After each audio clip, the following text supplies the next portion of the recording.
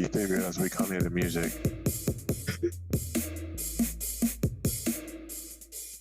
Mikey is the music. Saying what I'll call ya.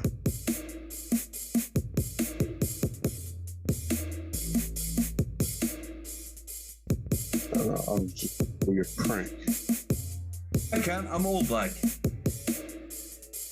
Yeah, he's one of them albino Vikings.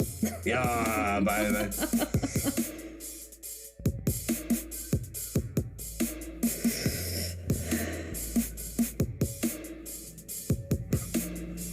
So this is riveting content. Someone fucking talk, Jesus. Well, I can't see that. I'm on my fucking phone.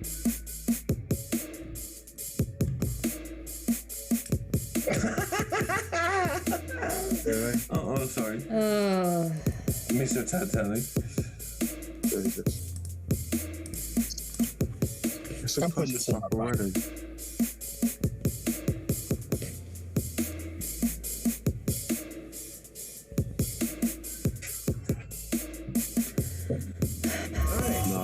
Cameras. Lights. Hello. Here What's we up, are. Internet? It's your old buddy, Mikey Famine. We're full squad. We're full squad. Whoop, whoop.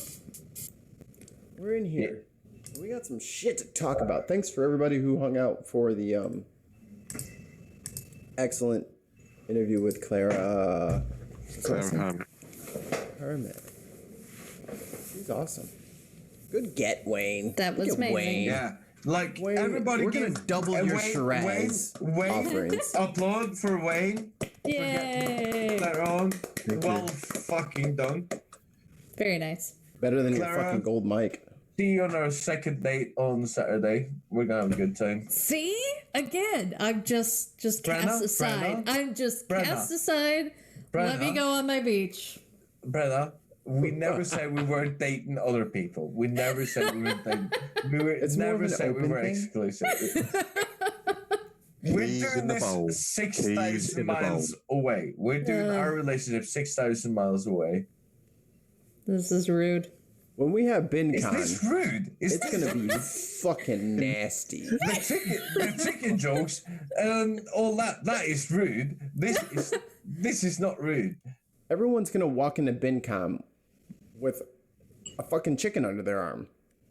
Bincon's going to be you lot in my kitchen. We could probably all fit there. As long as I get some of that apple pie.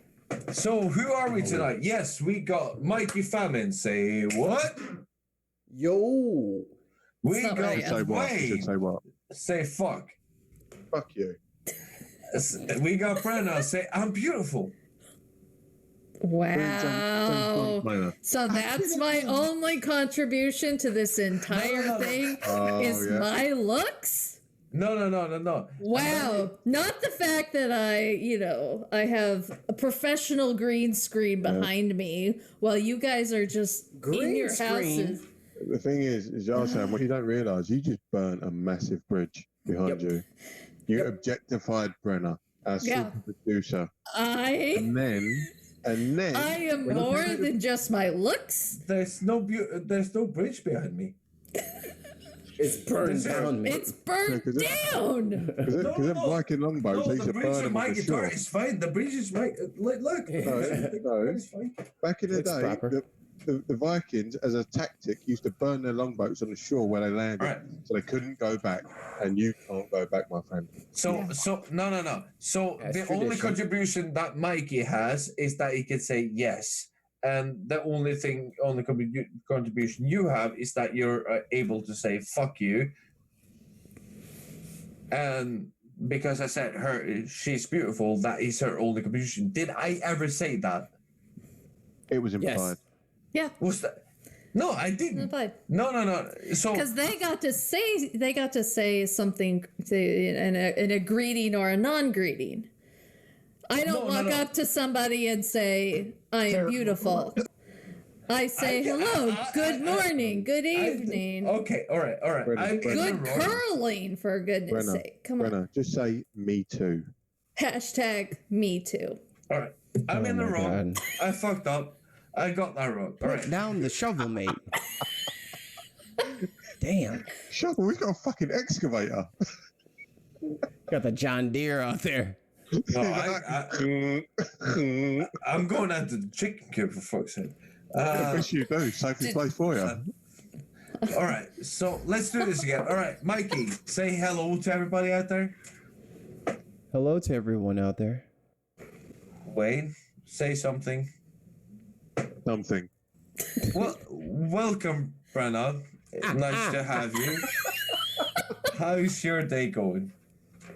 Look at him trying to salvage this. It's just a fucking shit I'm show. fucking Right? being merciless.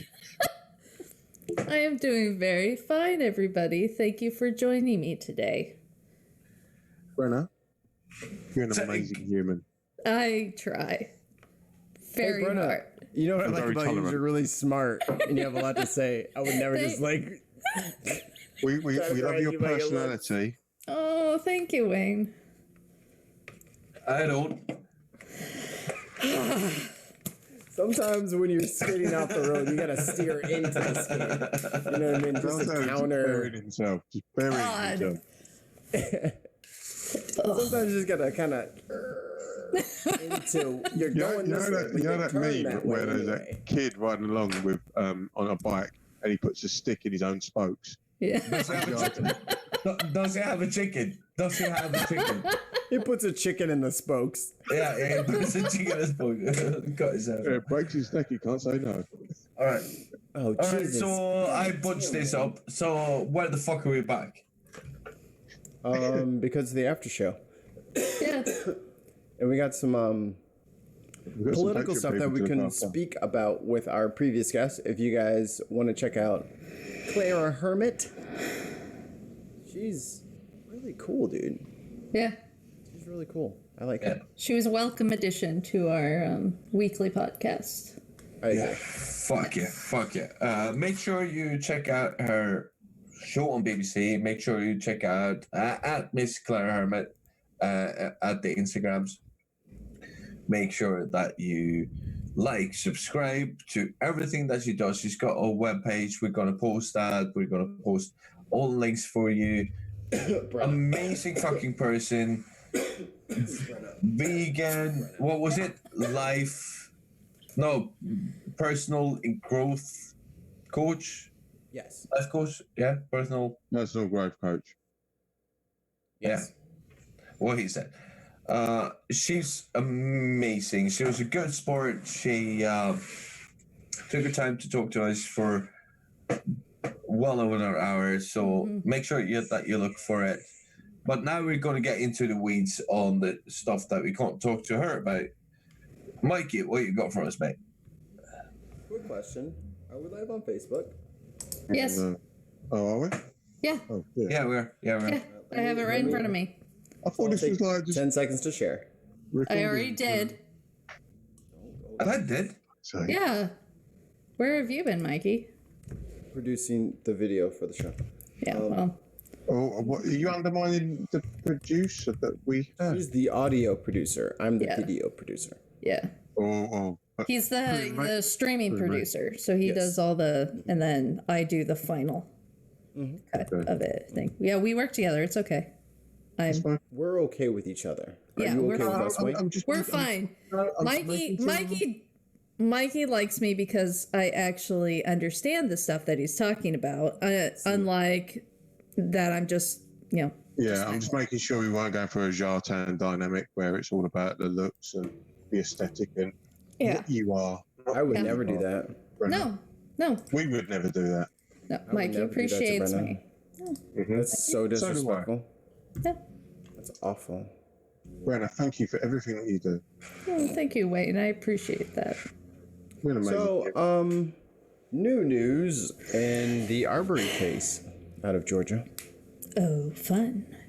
Fun. Don't we? let's go Don't we in. love this? It Don't just, we fucking love it? It just rolls. And God. the frustrating part is now that the homeowner has come forward. This echo is killing me. I don't know if I'll be able to do this. I gotta figure out a better solution. Drop a headphone off. Just one of them? Yeah, it's not so bad. Wayne, fucking punching above your weight today, mate. Above your it's weight. not my first time to do with audio stuff, but you don't recognise that because I went to the Institute of Music Technology. But whatever. All right. On that bombshell, let me just go ahead and on hide that our bombshell, faces. why the fuck do you still suck at it though? Because Let me hide our faces. Yeah. Row one. Sharky, where'd you go? I learnt music on Cubase 1. That's how old I am. On a 368 computer or 348, I can't remember. I'm renaming myself all of the time just to give you guys peaks. That's fine. I don't know why the picture got so large. There's a hobby. Okay. There we go. Here we go. It's gonna get bigger. That's nice. Let's reset all the girls. Down, Brenna. Yeah. Oh, are you objectifying? I have to be careful when she says it's gonna get bigger. Hi, Nick. How are you, sir? All right, there we go. So what we're gonna do is just play this little clips of Chris Cuomo, the homie Chris. Yay. I like Chris. I like Chris. A lot of people don't like him, but after the Fredo comments, but I mean, No. To be fair, before you play, he wants to smash someone's face in. He just knows he can't because he's on telly. he might. He probably wants to beat the crap out, like, you know, you're like, oh, but you go, no, my job. But he does legit want to smash someone's face in. So he's speaking on the guy on the far left is the guy who owned the house that Ahmaud Arbery was caught on this security footage or whatever it is. That's the guy who owns the house. They were working on the house. It's been renovated. There's no walls. There's no doors on the first floor. And the dick faces who shot and killed the guy are claiming that he was robbing things. And I don't want to play the full clip because CNN, sorry, you can't have all our money. All $3 of it.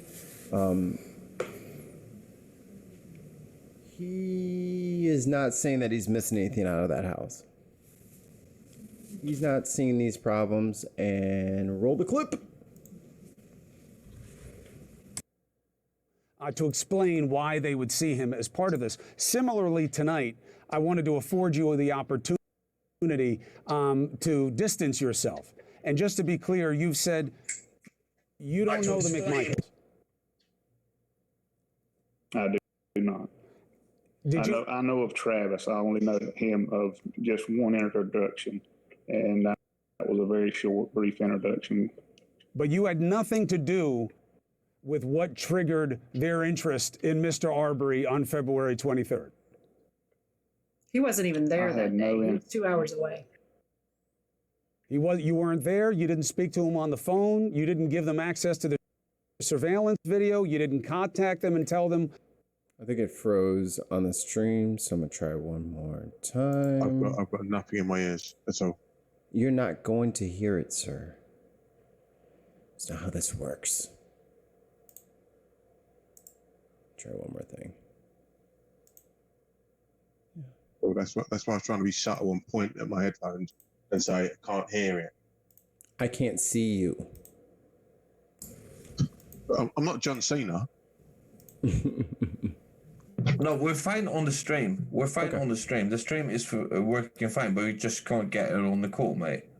Yeah, we're not going to unless I share the screen, which is going to fuck up the whole template. Okay. It's okay.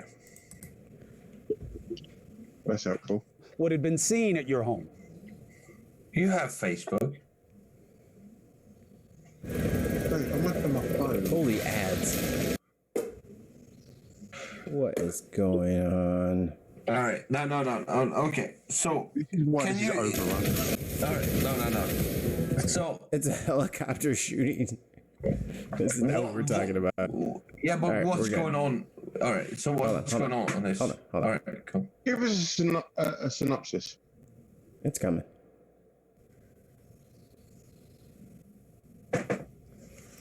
I appreciate you taking this opportunity. Because we're not getting anything from the authorities, we're having to figure out, and look, this is the job of journalism. Who knew what, who didn't know what, and it's very important, especially because your home has become a focal point of this, to get your perspective on what you did and what you didn't do. You've been very helpful in that regard, Mr. English, and I'm... All right, fair enough. I will give a brief synopsis because the internet decided to explode at the exact same time that it decided to share a video. When asked, was your house robbed? Were there things taken from your home? He said, no, not that I'm aware of. Did the McFuckface brothers, or father and son, did they contact you to let you know that something was going on at your property? No, a different neighbor. My ring cameras alerted my cell phone, and I contacted a different neighbor, and I asked him to go check on things. So it wasn't those brothers, or it wasn't that family. No, it wasn't them. Do you know them? No, I met the younger one once. So this narrative that has been pushed, that they were just protecting their neighbor, is bullshit. They're not protecting their fucking neighbor. All right. So remember now that Remember now that we're not only live in the US. What has happened? You need to get. I thought we just talked about this though. No, we didn't. No, not on the live though. Oh, we did. Okay. Yeah, we talked about it. My bad. Yeah, and then you pushed live, and no one's got no contact. Ahmaud Arbery was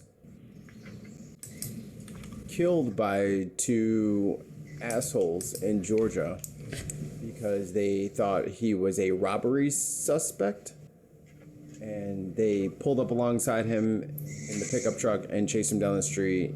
A scuffle ensued, and he was shot and killed. They say he was robbing an abandoned property, which was just a renovated property. So there's no doors, there's no walls, there's bare electrical. It's not a proper house. He was, his family says, jogging and entered the home, and when confronted, he ran away, and these guys chased him down and killed him. And as I recall, he had nothing on him. He didn't have like 2x4s or like a bag of hammers. 15-foot pieces of drywall. Yeah. He's not running down the street with like a big bit of timber on his shoulder. He's just running down the street. No, but how is that material though? Like, even if he was running down the road with timber. No, what I'm saying is he didn't even have that. Right. Yeah, but if you were running down the road with timber on your shoulder, should you get shot? No, you're missing my point, Jota. I'm saying if he did, then you can say, oh, actually, he might have been nicking something.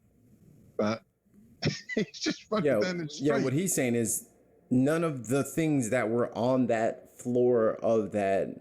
left that building. Yeah. He didn't leave with anything.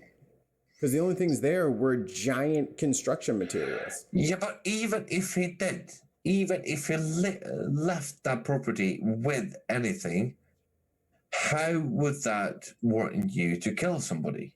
It doesn't. No, Justin, you're missing my point completely. Yeah, okay, he gets it. I think he got it. He had nothing on him. Yeah, but I wasn't trying to justify it by saying, oh, he had like an 8x4 sheet of bloody plasterboard on his shoulder. No.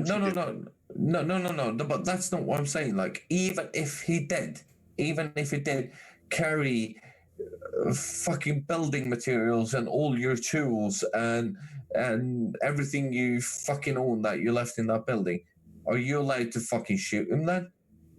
In Georgia, yes.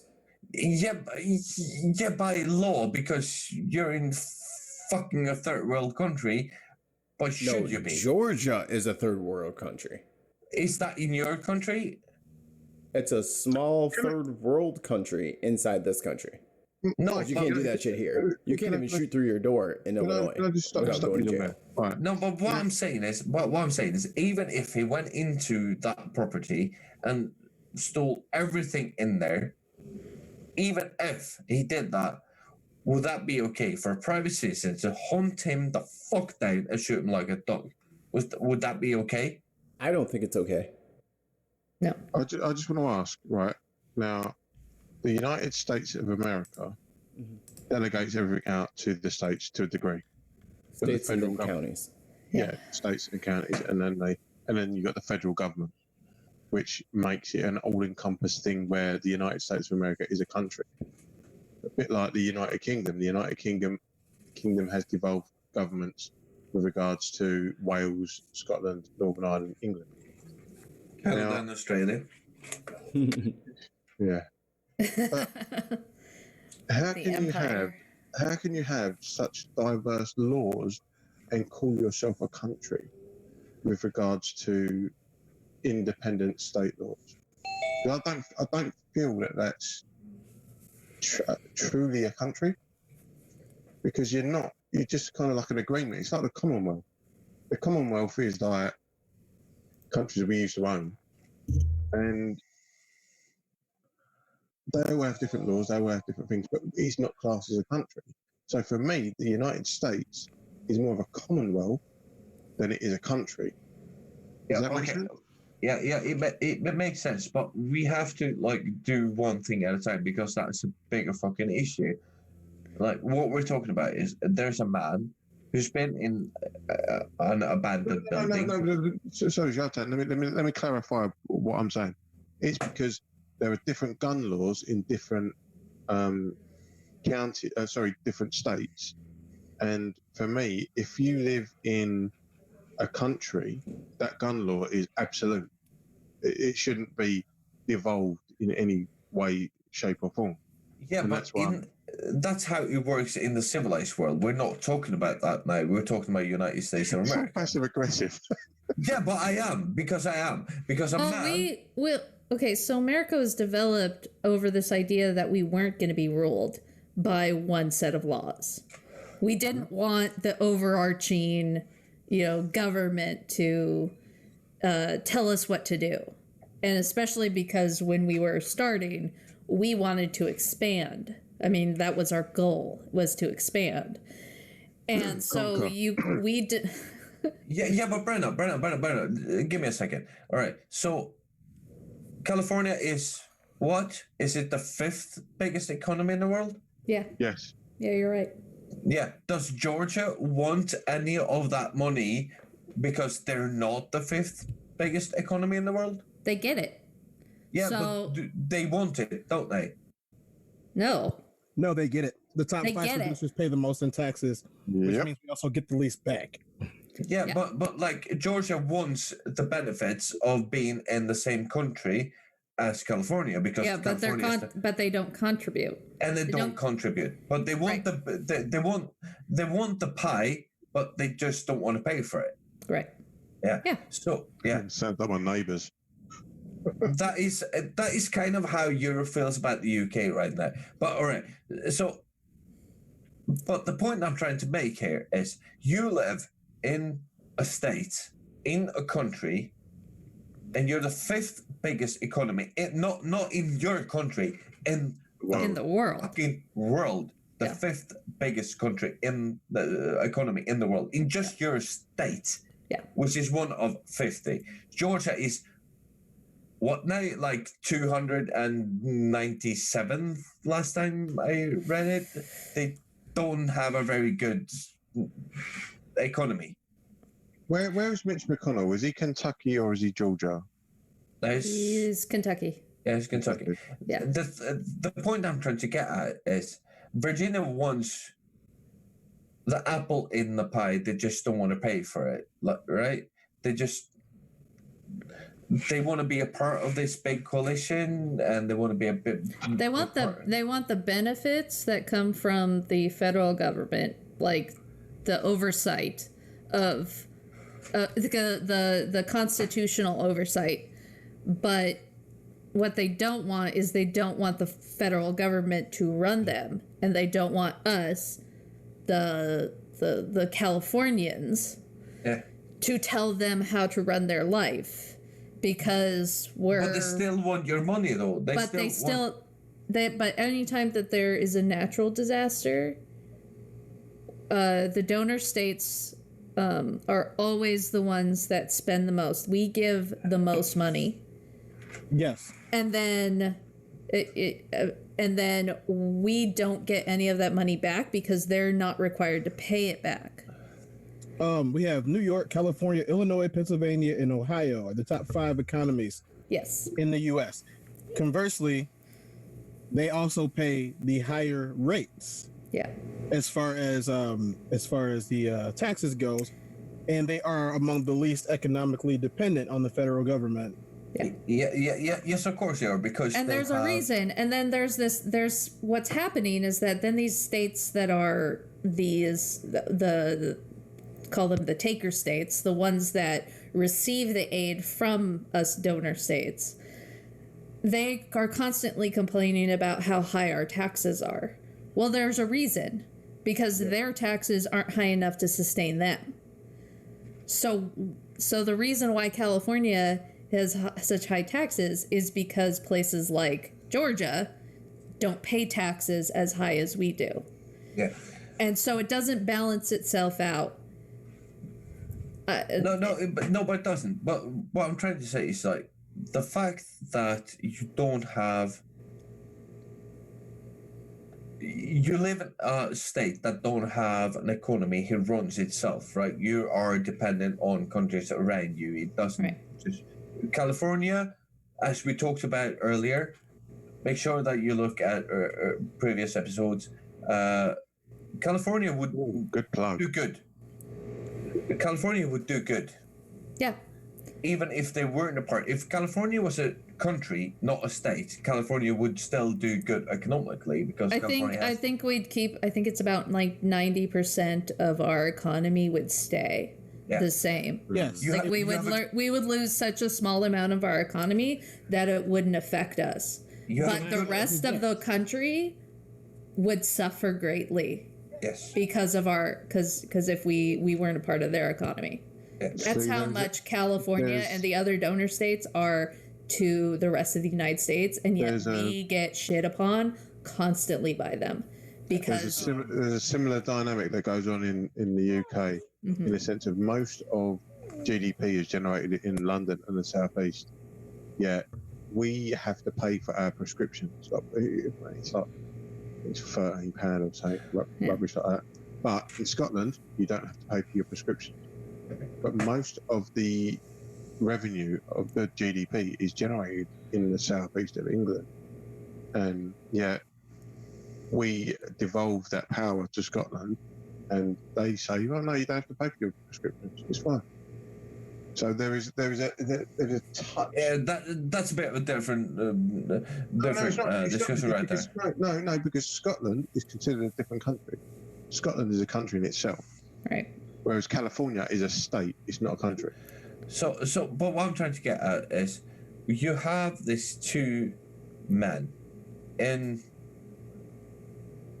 Georgia, right, who decides that we think that this man is a criminal. Mm-hmm.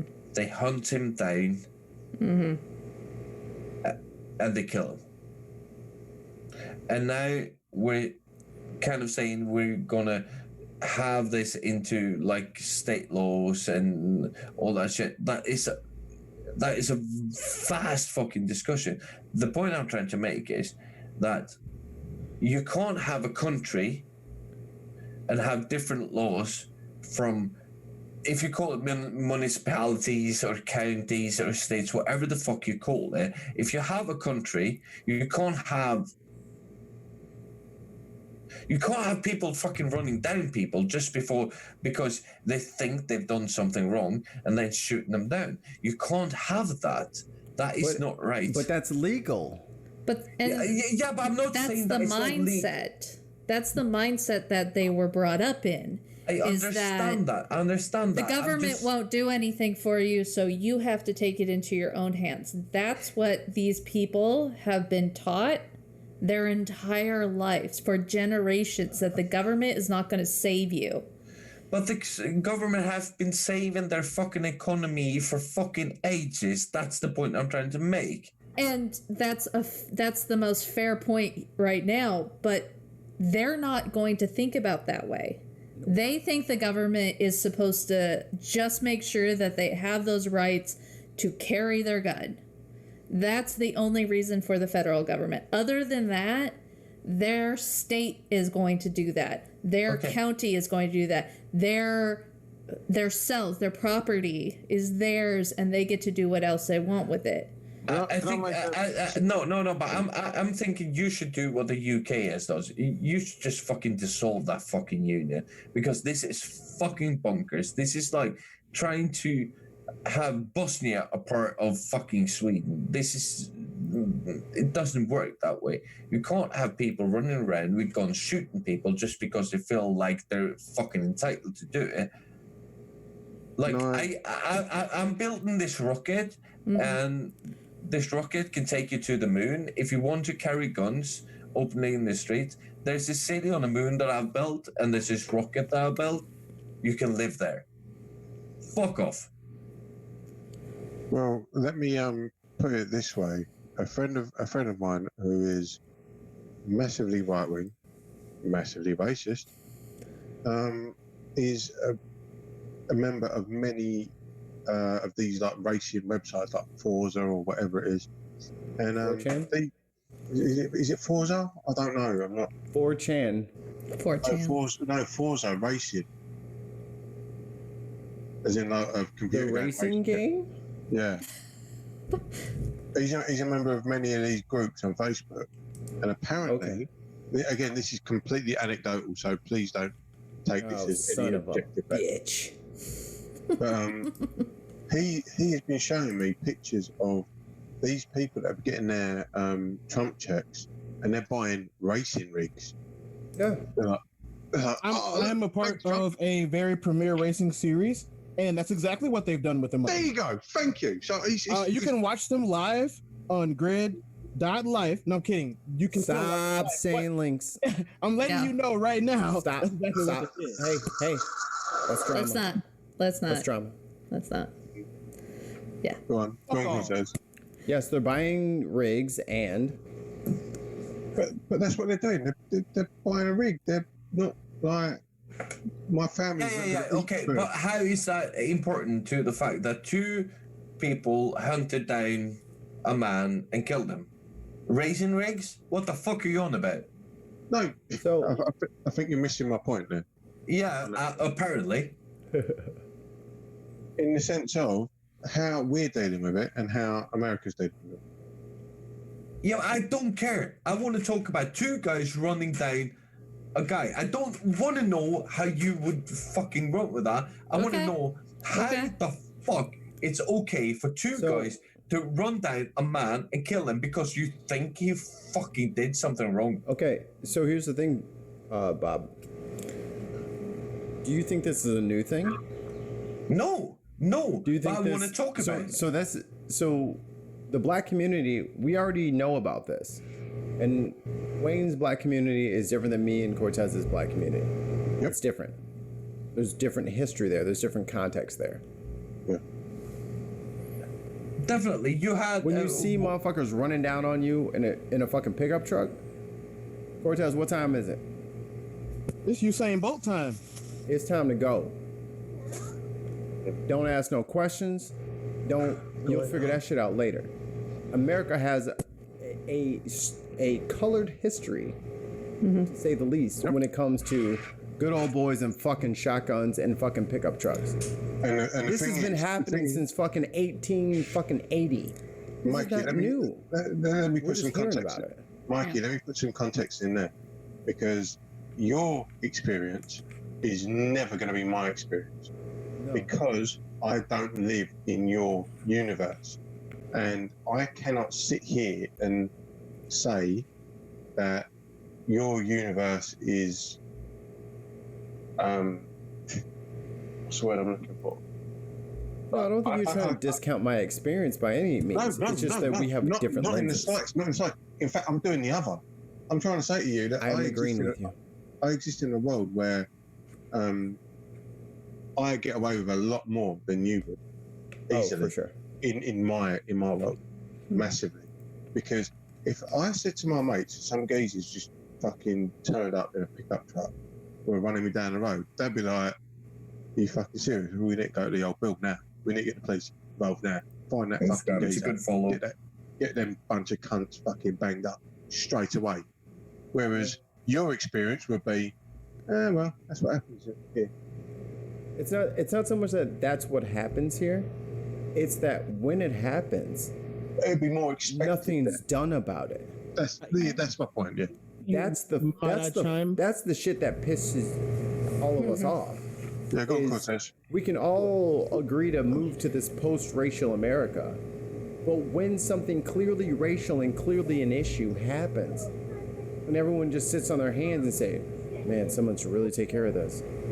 Bitch, get these motherfuckers up out of here. Why are there only black people at these protests? Like your intro? Yeah. And this is where I feel that, you know, when people get offended on other people's behalf, I feel that it's like, come on, are you really offended, or are you jumping on a bandwagon? And that's something. It's different, but it's kind of the same. Because I hate it when people say, "Oh yeah, you're all right." It's the other ones. You'll get offended on my behalf, but you still hate the other ones. It's a custom. Yeah, but like at the point that you're saying that this is new occurrence, it's not a new occurrence. Like this has happened. We could go all the way back to Rodney King or Amanda Dibu, right back in the 90s. Go to Emmett Till. We take it all the way back. Yeah, that is 41 shots on a man standing in his vestibule in an apartment that he legally rented, right? This is not like a new occurrence. The fact that it keeps occurring is a fucking problem. And the fact that you want to talk about race freaks... No. It keeps occurring in America. It doesn't happen here. Trust me, if that shit happened here... But doesn't that mean that it's less of a problem just because it doesn't happen to you? No. What I'm saying is, our experience here should show that in America, it's an even bigger problem.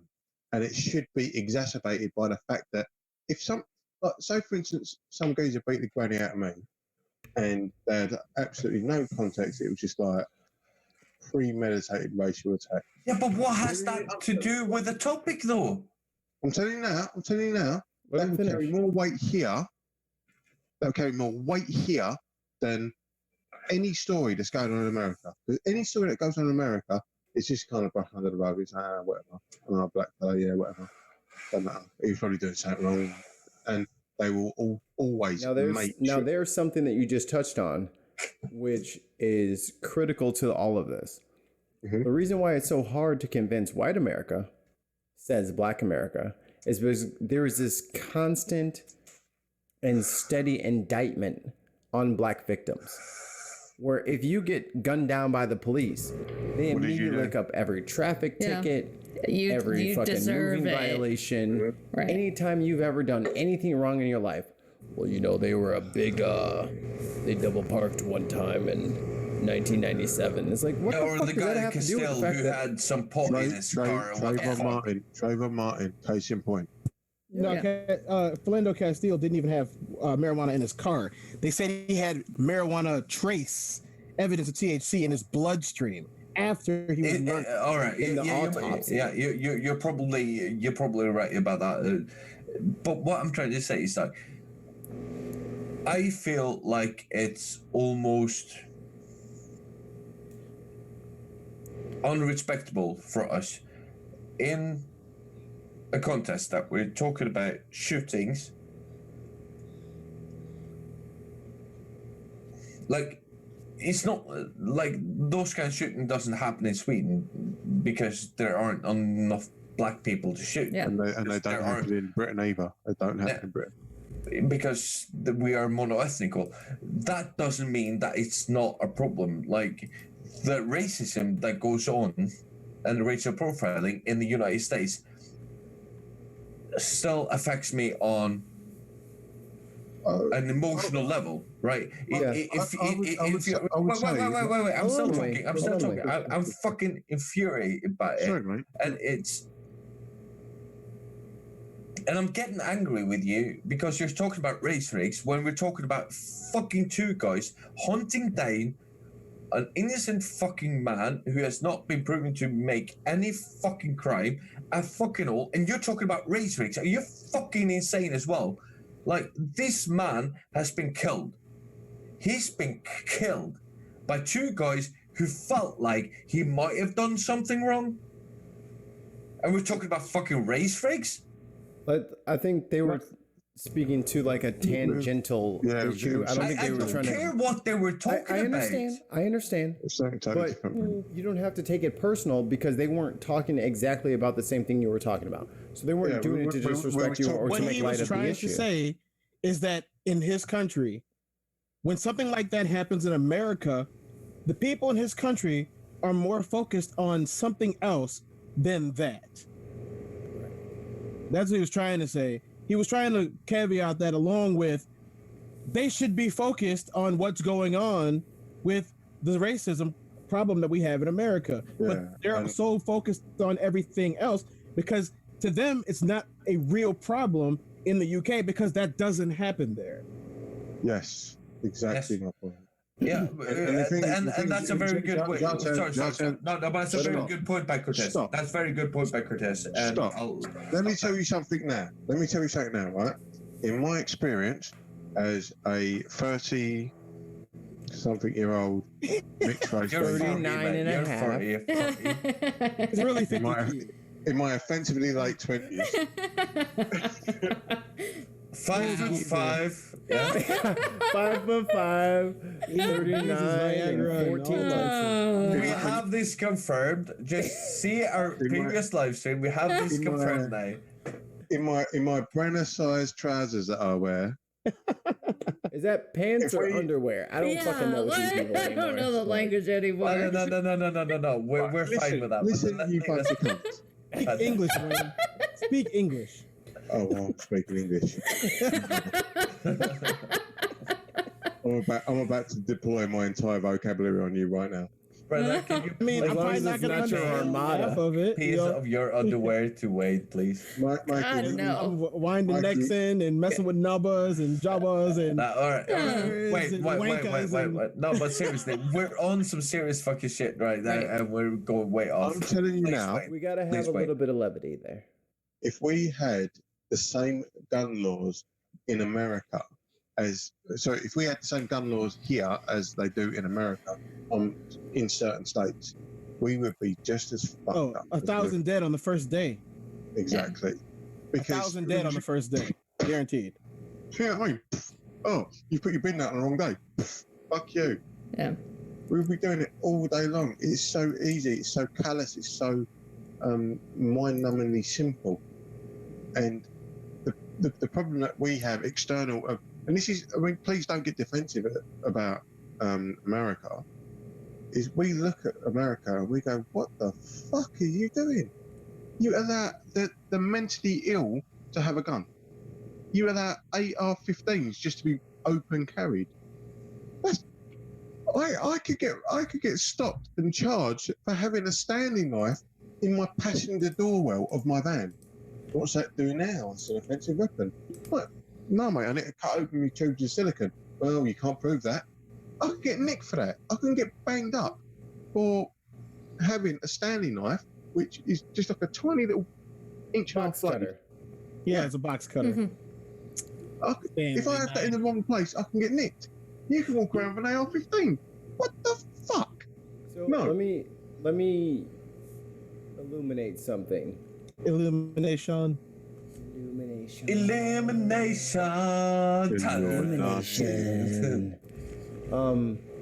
That just costed y'all $5. So, by the way, if you want to support the show, mate. all right, go the mic. Jesus Christ. Fuck you, bunch of cunts. What would you guys say if either me or Cortez couldn't get a hold of us on social media for like 3 days? I will be on the flight. I'll be worried. In fact, can you do me a favor? Can you both inbox me your number and email address? Got you. You know what's funny about this whole situation? I got it. You know what's really funny about the whole situation? This actually happened to Mike. Mike could not find me. I was here one day, and I was just gone. And he had no idea. My mother didn't even know where I went. What happened? You know what happened? I don't know if I'm ready for this live. Yeah, we ain't got to do this right now. We're not doing this, mate. This really triggers me, and I don't know if I'm ready for this live. All right. Next time on, we're gonna do this. Oh, we're not gonna do it the next time because that's not something. Well, y'all have to do without me. Look, this is one of those things where it's like me and Mike had a conversation yesterday, and we've determined that we can no longer expect for things to change. Nope. And we just have to worry about how to stay away from them. And if you guys are watching right now, we are not defeatists. We are not defeated. We're not giving up. It's just that, how long do you want me to keep on doing this? And this is where Cortez. Let me just pause you there. Carry on. Let me pause you, Wayne. Okay, because cool. Cortez interrupted on the question, and he's giving too much context to something I want the foreign and non-black people to answer. If you can't get a hold of me or Cortez for 3 days, what do you do? Wayne. I am going through every avenue that I can to get hold of you. Which being international. I will have to search all your friends and ask them if they know where you are. I'll buy a plane ticket. Oh, fuck that. I'm hacking their bank accounts and taking the Patreon money. No, the Patreon money's going to my account, mate. Good job. Yeah, I don't know how you thought coming here was the way to get the money. That's not going to help you very much. No. Spend more getting there than you're going to get from the Patreon. I got Cortez's all personal information. I got your phone number. I got your address. I got Mikey's phone number. I got your address. I got all your personal information. If after 3 days you don't answer me, I'm on a plane. You. No, I'm on a plane. So here's the thing. I'm on a plane because after Cortez, he sent me some personal messages about a week ago, right? And I'm not gonna out that, mate. We're good on that. No. But the point is that he sent me some personal messages. I think it's about a week ago. Am I about right? About 2 weeks ago. About 2 weeks ago. Yeah. And I know how it's going. And I also know that I can run into a police station in the United States with a gun on my hip and... Oh, you'd be fine. And I'll fucking be fine. You can walk in there with fucking Mjolnir and Stormbreaker. You'd be fine. and I'll be fucking fine. If that happened, I'll be on the first plane out there and... Yeah. I'll do whatever fucking it takes. I'd be worried because the way things are going now, because it's fucking going south on you. Let me tell really you. Sorry, Let me tell it's you. going south. So if I didn't get a hold of you or your girlfriends, because they've got multiple girlfriends. Well, I have Kristen on Facebook. I'm not allowed to friend somebody else on Facebook. Okay. For some reason. Yeah, but yeah, I'll fucking do whatever. And if nobody answers me within those 3 days, yeah, I'll be on a plane. All right. Good luck getting an EasyJet to fucking Basildon. I won't go outside the EU though, just to go to the. You know what, Jartan? Like I don't care what Mike's talking about. You can friend anybody you want. Thing is, right? All right. I don't live yours and Mikey's experience. I don't, and I'm not going to pretend that I know it because I don't. My experience as living as a brown fella is as alien to you as Jartan's is to me. Yeah.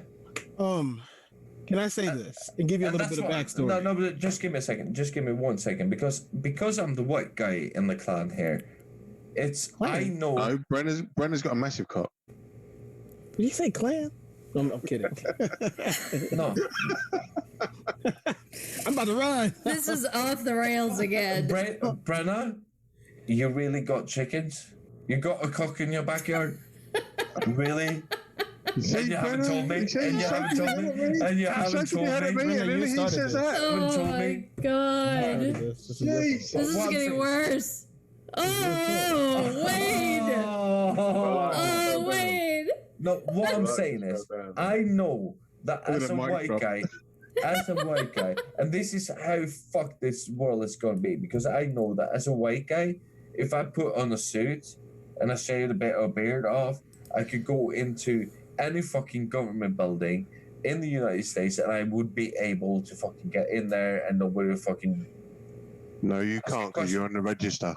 Okay, look at this. They say they love Conor McGregor. He's not American, right? The dude's a thug. Straight up. They love Conor McGregor. They love He's Conor a Vince McGregor. McMahon impersonator. He really is. Even like ESPN kind of made me mad. I'll talk about this later with Wayne. He's a thug, but then you have someone like Deontay Wilder or Mike Tyson, who really had committed crimes, especially Wilder. He hasn't committed any, and they want to call him all types of names and wish for. Come on, Mike Tyson is still a serial fucking rapist, mate. You can't bring that up. We're not gonna bring up Mike Tyson because he did some shit before that, you know. Cortez, just to pause you there. Look at how many people of color in the fight game are considered animals, monsters, or beasts. That's all of them. Look at sports in general. Okay, me and you watch wrestling, right? Mm-hmm. What do they always say about Bobby Lashley? Even though dude has a master's degree, what do they always say about him? Look at this beast, the specimen of physique, but not acknowledging the fact that he has a master's degree, on top of being really good on the mic, as well as a technical wrestler, and he's all around probably one of the best in the business. But let's face it, Vince McMahon is an old school racist. Oh, he's a beast. Yeah. Look at those muscles. Yeah. That's good shit. That's good shit. Yeah. Have him throw up a little bit. Yeah. But the problem is, people like daughters. I've had it before when people have said stuff about me, and I want to just kick off about it, and I'm like, oh, they don't know any better. They've just been told, "Oh, Wayne's a big geezer. Let's describe him as this," and I don't appreciate it because I ain't that. You all know me. I'm a soft wanker, and 5'5". If it makes you feel better, Jartan, you fucking dwarf. In fact, fuck that, Gimli. right? I am your taller. Deal with it. But there's a certain mindset that people think that they can spout that stuff, and it doesn't hurt, and like it lands on you, and you're sort of like, I know where they're coming from because of their upbringing. It's a cultural thing, but sometimes I just want to fucking scream in their face and say, "Nah, I ain't that. You fucking dickhead. Take me for my intellectual prowess that I do have, and I do call myself. Don't take me for the fact that I'm a big geezer, and then call me some beast or fucking I don't know, whatever you might want to call, which is like basically done that, a posh word for savage. Shut up! No, shut up, Jartan. This is a serious one. So I try and hone my intellectual skills, my vocabulary. Yeah, I get called Big Wayne. Oh, big brown fella. No, not the intellectual geezer, not the geezer that wants to talk about philosophy, not the geezer that wants to talk about intellectualism. Nothing like that. And that's where it really fucks me up. Because same as you, Cortez, you'll be described as, oh yeah, he'll steam for everyone. No one cares about your fucking mind. No, in football, American style, for those of you who don't know, it's they always talk about they carry it. Right, they always talk about which players are intelligent, and they don't think black people are intelligent. So you have the fewest amount of Tom Brady. Oh yeah, positions, the fewest amount of players per position. Blacks have the fewest amount of quarterbacks. They think that black people can't play the position of quarterback, which is the reason why the Bears won't ever sign one or draft one. Yo, fuck the Bears, bro. You have. God's calm down. Then you have, but you do have I call them plantation. I am not going to be nice about this. I call them plantation owner, team owners. That's what they are. So what they do is they go to the combine and they see, oh, he's got muscles. Oh yeah, he's fast. He can jump real high. Oh, look at that arm that he's got. All right, what are we gonna do? Well, we're gonna draft a white quarterback and we're gonna get him for low because he's black, and then we're gonna pay him less than the white dude. And the reason we're gonna do it is because if he goes down being athletic, white guy can manage the game. And that's literally what they do. The white fella in for the endorsements. Look at Jerry Jones. Jerry Jones just paid a backup quarterback a lot of money and won't pay the starter. I'm not even gonna have to dive into it. I'm just telling you that right now. I could honestly, bro. Fuck the NFL, and you need to fucking drop that fucking drug out of your system. I know they have been our go-to, our mainstay. I thought it was the NBA. I mean, we watched the NBA. What are you talking about? Oh, NFL. My bad. NFL. Oh no, NFL's been canceled. Yeah. So fuck Jerry Jones. They're canceled. I pay attention to what's going on, but they canceled.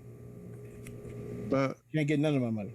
The thing that frustrates me, because Mikey, as you know, as we've had many discussions over this about the whole race thing, because I hate it. I literally just want to be Wayne. I don't want to be Wayne with the brown skin. I just want to be Wayne.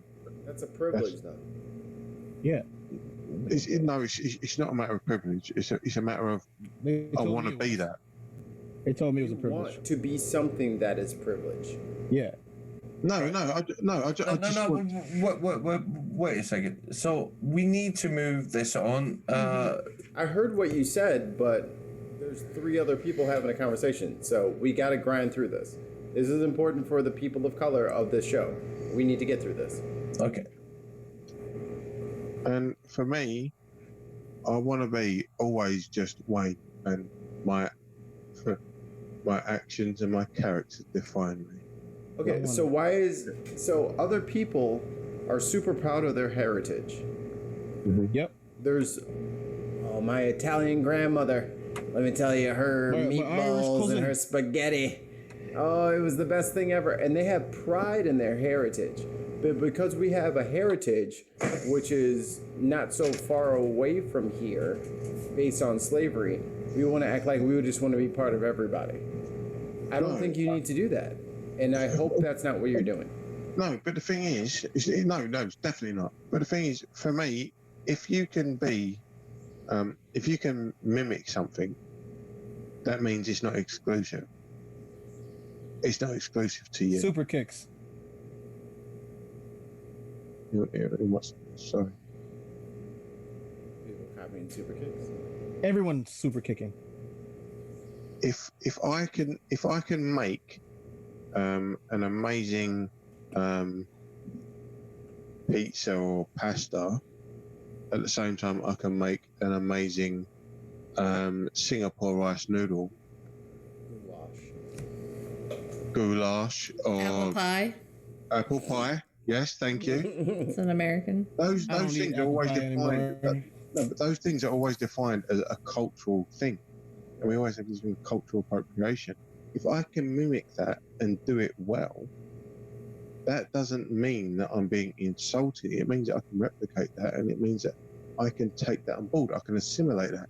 That's not what I'm asking you. That's not what he's saying at all. That's not what I'm asking you, Wayne. Why do you have to be Wayne? Why can't you be Black Wayne? Why do I have to be? Why can't you? No. Why do I have to be? Answering a question with a question kind of doesn't get us anywhere. So what I'm saying is, why is it a problem that you are Black Wayne? It's not a problem. It's only a problem to people that want to put me in a box. I don't know if that's quite an answer. No. It really You're is. almost there, Wayne. Keep going. So here's the thing. No. I'll tell you. If someone is super, I'll tell you why it's a problem. Hold on, Wayne. Let me. No, because you've really, as a mixed race man living in England, brought up in England, you really need to hear this. Yeah. Right? Tell me. So everyone wants to put me in a box, whether it be a black box or a white box, but I don't fit either. I'm just me. I'm just Wayne. Hold on. So let's stop right there. That's a good point. That's a good first point. Let's start there. They're trying to put you in a box. Who defines the edges of the box? Me. So then why can't you be in the box if you get to define the box? Because you're telling me that I have to be in a black box or a white box. I'm telling you, I'm in a Wayne box. But your Wayne box. How do I put this properly?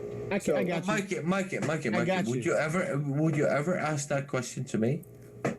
I would ask you right now. No, because you're not biracial. Thank you, Jartan. No, I would ask Jartan right now. But see, the thing. Okay, so let me explain something. If Jartan was busting dreadlocks, hold on. Let me try to help you out. Wait. Let me try to help you out. Different cultures, mate. Different cultures, mate. Right. Let me try to help you out here. I cannot speak for what you experience in the UK. What I can say right now is, if they see you on the street and you running down the street, and they pull up with their pickup truck, they're gonna shoot you too, regardless of whatever box you want to be in. Because you're us. Because you are Black Wayne. Let me tell you that's what it is. That's your perspective. That's your perspective. Our reality.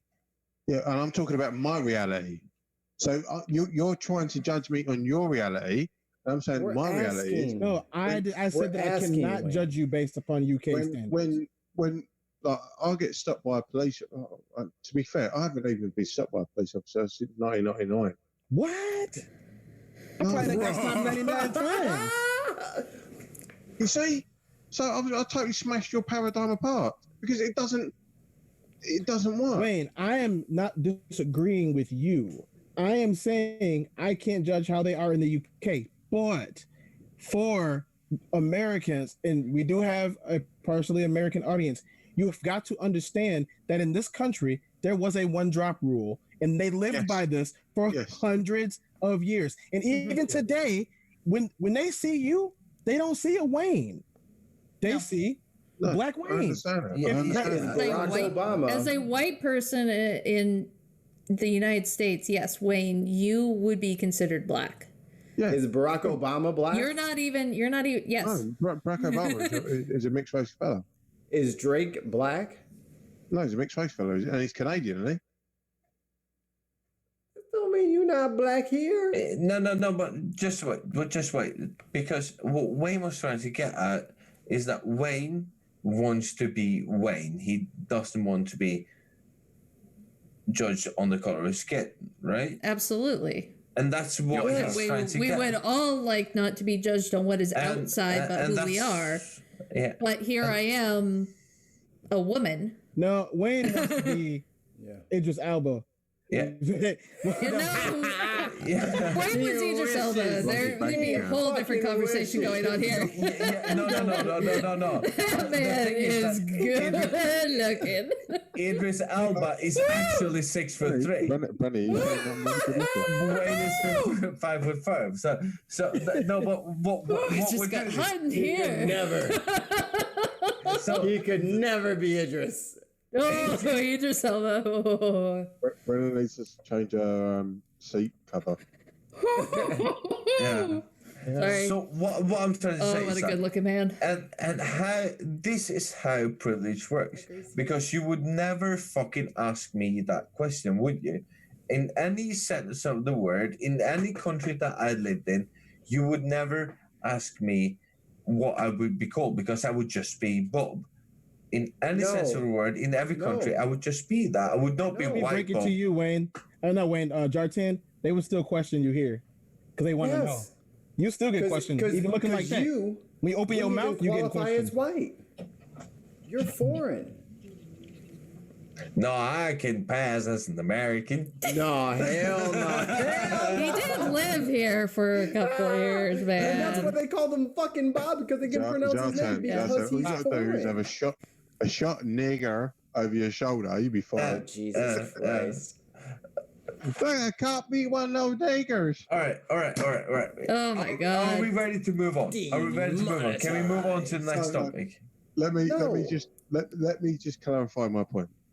Yes. Because I cannot talk about the experience of Mikey and Cortez at all. I'm going to be very mindful of my language, Cortez. She's got a little. Is that headphones on her? It was like a little she's got headphones. Those are so cute. Crazy. I can only talk of my experience. Wave at Gracie. She can see you. She's considered black, but she's Puerto Rican and Mexican. The thing is, you can be as dismissive as you like about my experience, but it's my experience. I'm not trying to be dismissive, Wayne, but other people keep interrupting and I don't get to finish my point. I'm not trying to be dismissive.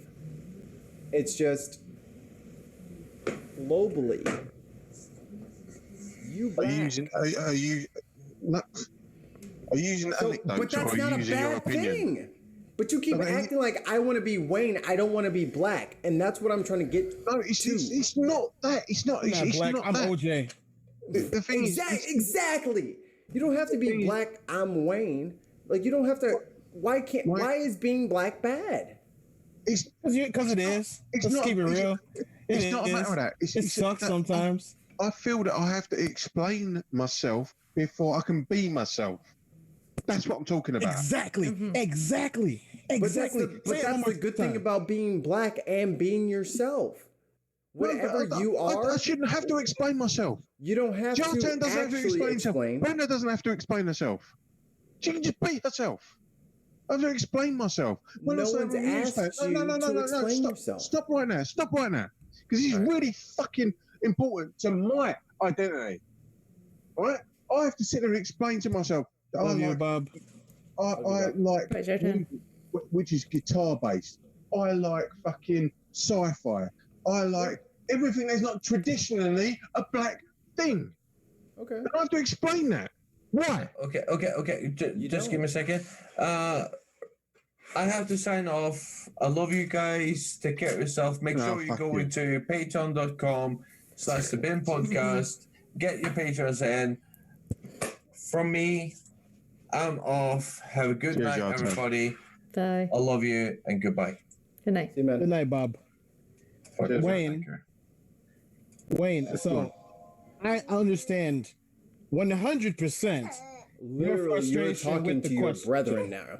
Right, like I 100% understand your frustration with the question. The reason why you are frustrated right now from the question, and probably the reason why he asked it, is because this is literally what we face every waking moment of existence. So when you go outside, when you go outside, do you think to yourself, I really hope that no one drives too close to my car or pulls up next to me or bumps into me in the store? I have literal anxiety in public. Because I don't want anyone to try and kill me again. And Cortez, this is why I say to you, I don't understand your experience, because you live in a totally different country, a totally different cultural sort of environment to me, and I'm explaining mine and my frustration. And when Mikey, I'm addressing you. That's when right. You're dismissive of my frustration, it's not a matter of me not being proud of who I am. It's a matter of like, no, I'm proud of who I am. But I don't have to. Why do I have to keep explaining who I am? That's the thing that you're putting onto what I'm saying that I'm not saying. No, but you are. You are saying that. I never said that you had to explain to other people who you are. No, I'm saying to you that being a mixed race geezer in Essex, in England, I always get the question, oh, where are you from? Where's your family from? Yeah. Jartan would never get that question. Brennan would never get that question. And it's I get that all the time. Yeah, exactly. Why? Even being black, living here, but then as soon as they hear me speak, they assume that I'm either biracial or I'm from another country or something. They always assume. Or you a plant. Appointments. I phone up to confirm appointments. I knock on the door. They think he's a fucking stranger knocking on the door. Yep. They don't expect me to sound that why I am. But that's not. But I'm not your target. It's cultural. No. It's cultural. It's cultural, and I get it. Well, we're talking about the same point, so that doesn't make me your target.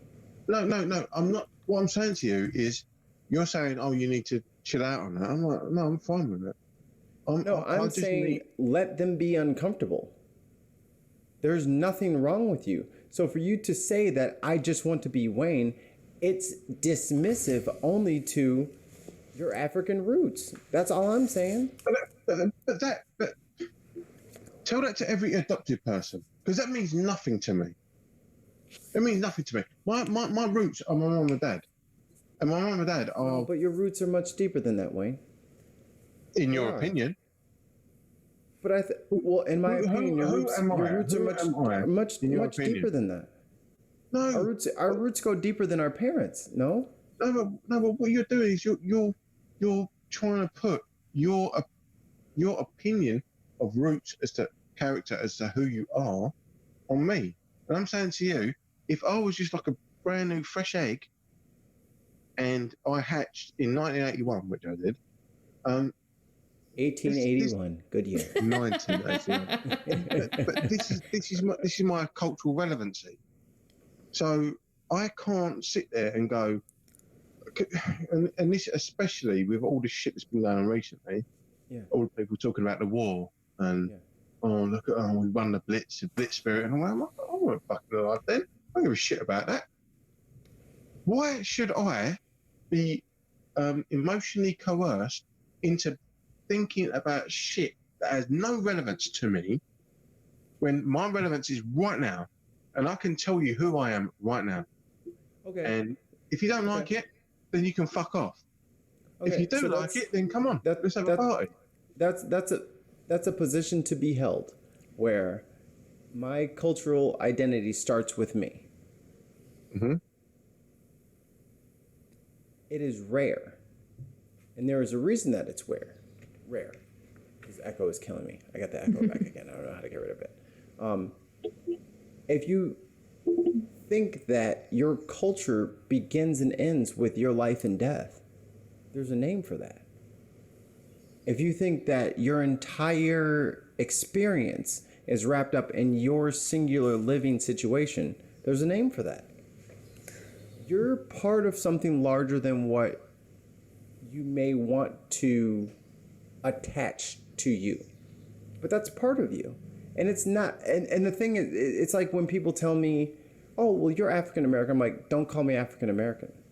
Well, what do you want me to call it? Just call me black, descendant of a slave, something like that. Because the history, I'm literally going to finish this and then I'm literally going to let you in. I'm sorry.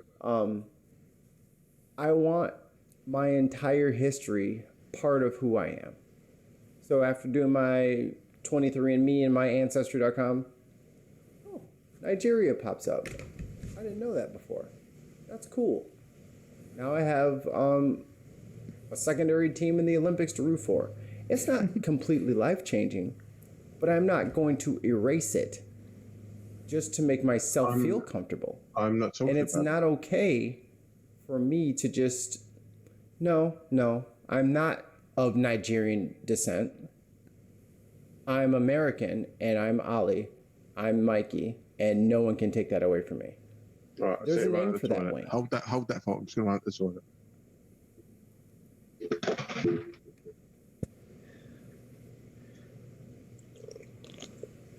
Kind of heard what he said.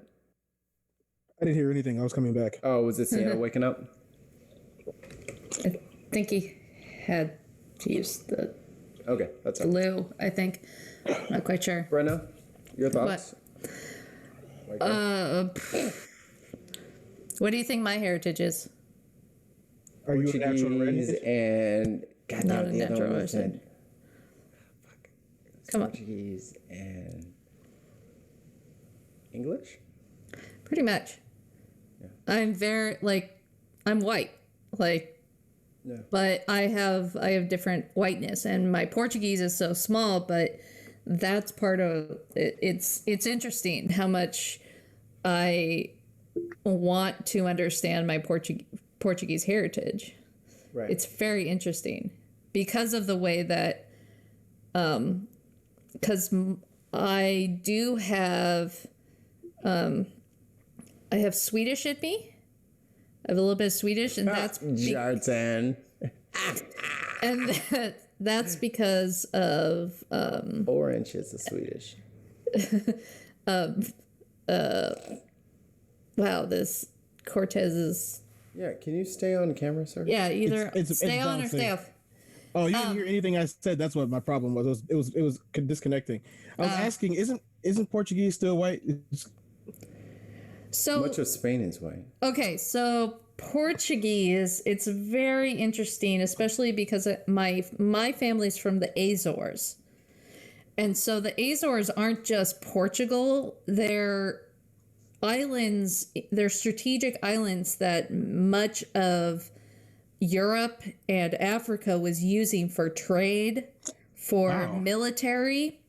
Yep. So it's actually such a combination of different cultures and heritage. Got some black in you, huh? It's kind of like Brazil. Exactly. Well, that's where Portuguese ended up going to. Yep. Is they ended up going to Brazil. Oh, also, and the Nazi scientists. Yes. Well, I thought it was Argentina. That was Argentina because that was, but yeah. So Portugal itself, the Azores, where my family is from, is very much like a white, very white part of it, to the point where, they actually went off and conquered most of the Spanish areas, which were controlled by the Moors, which were the black folk. The black people. I mean, being a Cortez, I know a little bit about conquering. Shut your ass up. Yeah. So the Portuguese part of me is very interesting, because of where we are. But I've made Portuguese cornbread just the other day. We didn't get none of it. No, you didn't, and it's That's delicious. Right, it's man. salty. That's fucked up, man. So good. And then of course I love salt.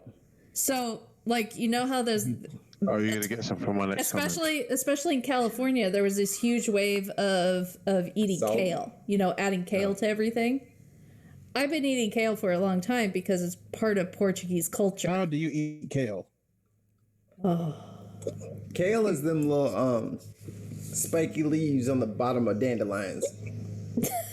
Someone just found a way to profit from it. No. Hold on. Can I say this? That's not kale. That's rocket. I'm gonna say this. Fucking idiot. This is a Patreon thing, so I can say whatever the fuck I want right now. We're live, but whatever. Okay, good. To all of y'all people that's live, right? I'm about to go to a place y'all ain't seen me go to. Oh, Jesus. For all of these years, they've been talking about people eating greens, right? And now they want to eat kale. Greens taste better than kale. So don't make fun of people eating greens. They still green, but they're not the right type of green. I like collard greens. You like collard greens. I do. You do. I do. She like black culture. I got made fun of in the 3rd grade for saying I like collard greens. I like collard greens. I love Southern food. Like I love that Southern cultural food. No, yeah. So can I get back to me and Mikey's? I'm just messing. You can eat kale if you want to eat kale. I love kale. It's probably delicious too if you spice it up the right way. Well, we put it. I put in seasoning.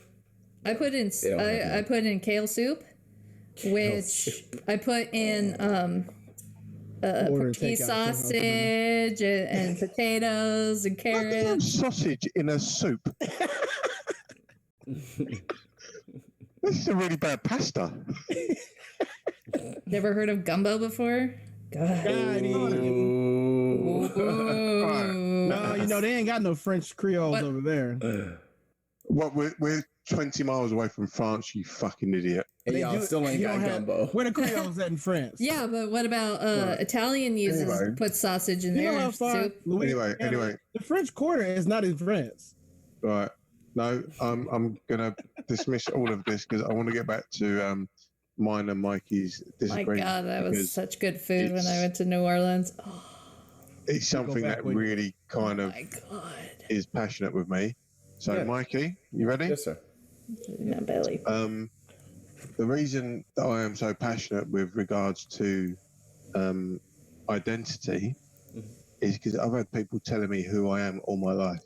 Mm-hmm. Yeah. And I am not having that anymore. So I'll do the fuck what I am, who I am. I don't care about race, nationality, gender, sexuality, all that bullshit. Don't care. I will just be me because we're spinning around on this rock. We have one go at this, and I'm not being told who I should be, what box I should fit into, dependent on my fucking skin colour, whether my balls are outside or inside. I'm not having it. So, I think I've discovered. No, you really overcooked the fucking chicken. No, I've discovered our point of contention. Your trigger is boxes. Yeah. Because boxes have edges. Yep. And boxes have rules. Yeah. I like to blur the lines. I have not introduced a single box to you. You have. You have taken the label which is attached to your heritage as a box because that's how it was introduced to you. I'm not introducing a box. If you only introduced yourself to me by your first name, when someone said yes and then his last name, you would look absolutely ridiculous if you denied your last name and you said, I don't believe in last names and last names are bullshit. No, it's the same thing. It's just part of who you are. It is not a descriptor on who you are. So you can be who I am any kind of Wayne Maker you want to be. You can be any kind of black man you want to be. You see black man as black men only do this. Stop. Because you're going down a really dodgy road. Because where am I wrong? I am telling you who I am. Yes. You do not tell me who I am. That's the fundamental. I tell you who I am, and you go, oh, I accept that, or you reject it. So if I ask you if you're black, you're going to tell me no, you're not. No. So what is the point of you arguing with me on this, Wayne? That's what I'm trying to. That's what I'm trying to say to you whittle down to. My identity is superior to my external. It is nothing to do with my external. My identity as to who I am is all about me, the internal consciousness that resides within this vessel. Right. You are telling me that my external means more to you. No, I never said that. Everything that's in here. That's what's frustrating to me. I don't think I said that. All right, this white woman has to go. Yes, you did. All right, Brandon. All right, I love you guys.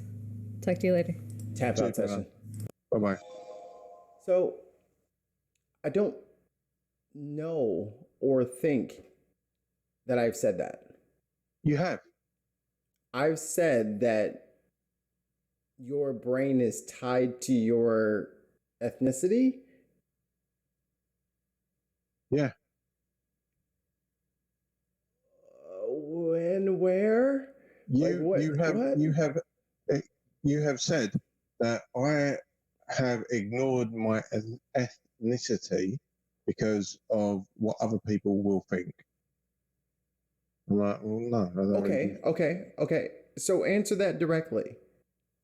Your ethnicity is what it is. We don't get to pick that. No. You're born into that, right? But I don't see that as an indictment on your character as a person.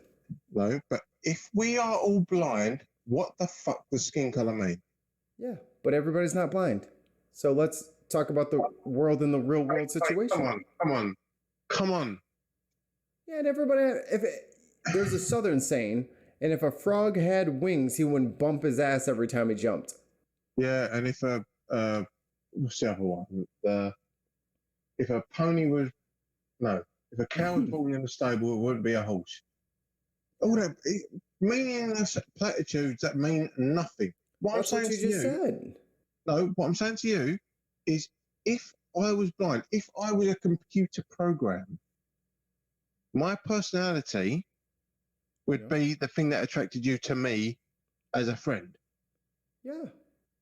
I never said it wasn't. So, what gives the external? Nothing. It means nothing. Your heritage is not external, Wayne. What if I was adopted? What if I was adopted? Then it would be harder to discern your heritage because you don't know your parents. But where you're from is where you're from. Nothing. It only means something if it is attached to a certain way of thinking. So if you that's not true. I won't give you that. Of course it is. One of my good friends is adopted, right? Okay. And he's of Irish extraction, right? And you tell him he's African. He's like, oh no, I'm not African because I don't look that particular way. Then he's fucking ridiculous. He's African. If he has dark skin, wide nose, big lips, bad news for you, brother. You're African.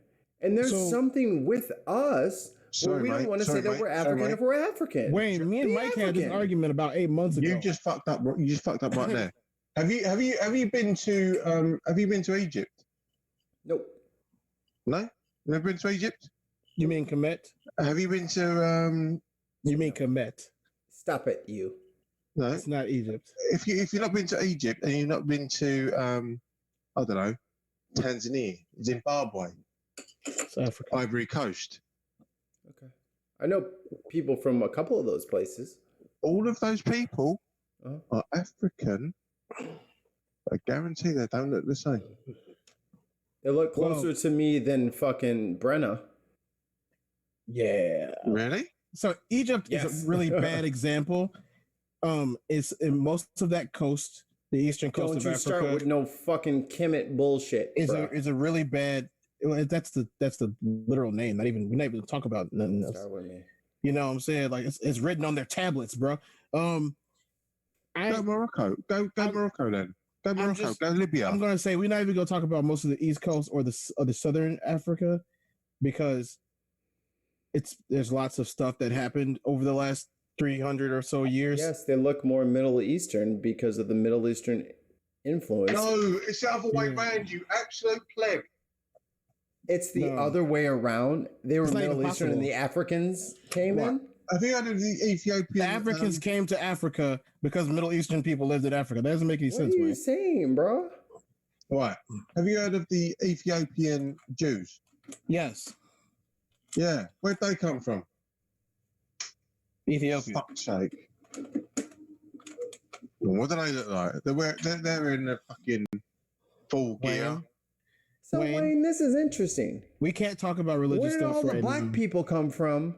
If apparently we're all just surrounding Arab and white people in Africa.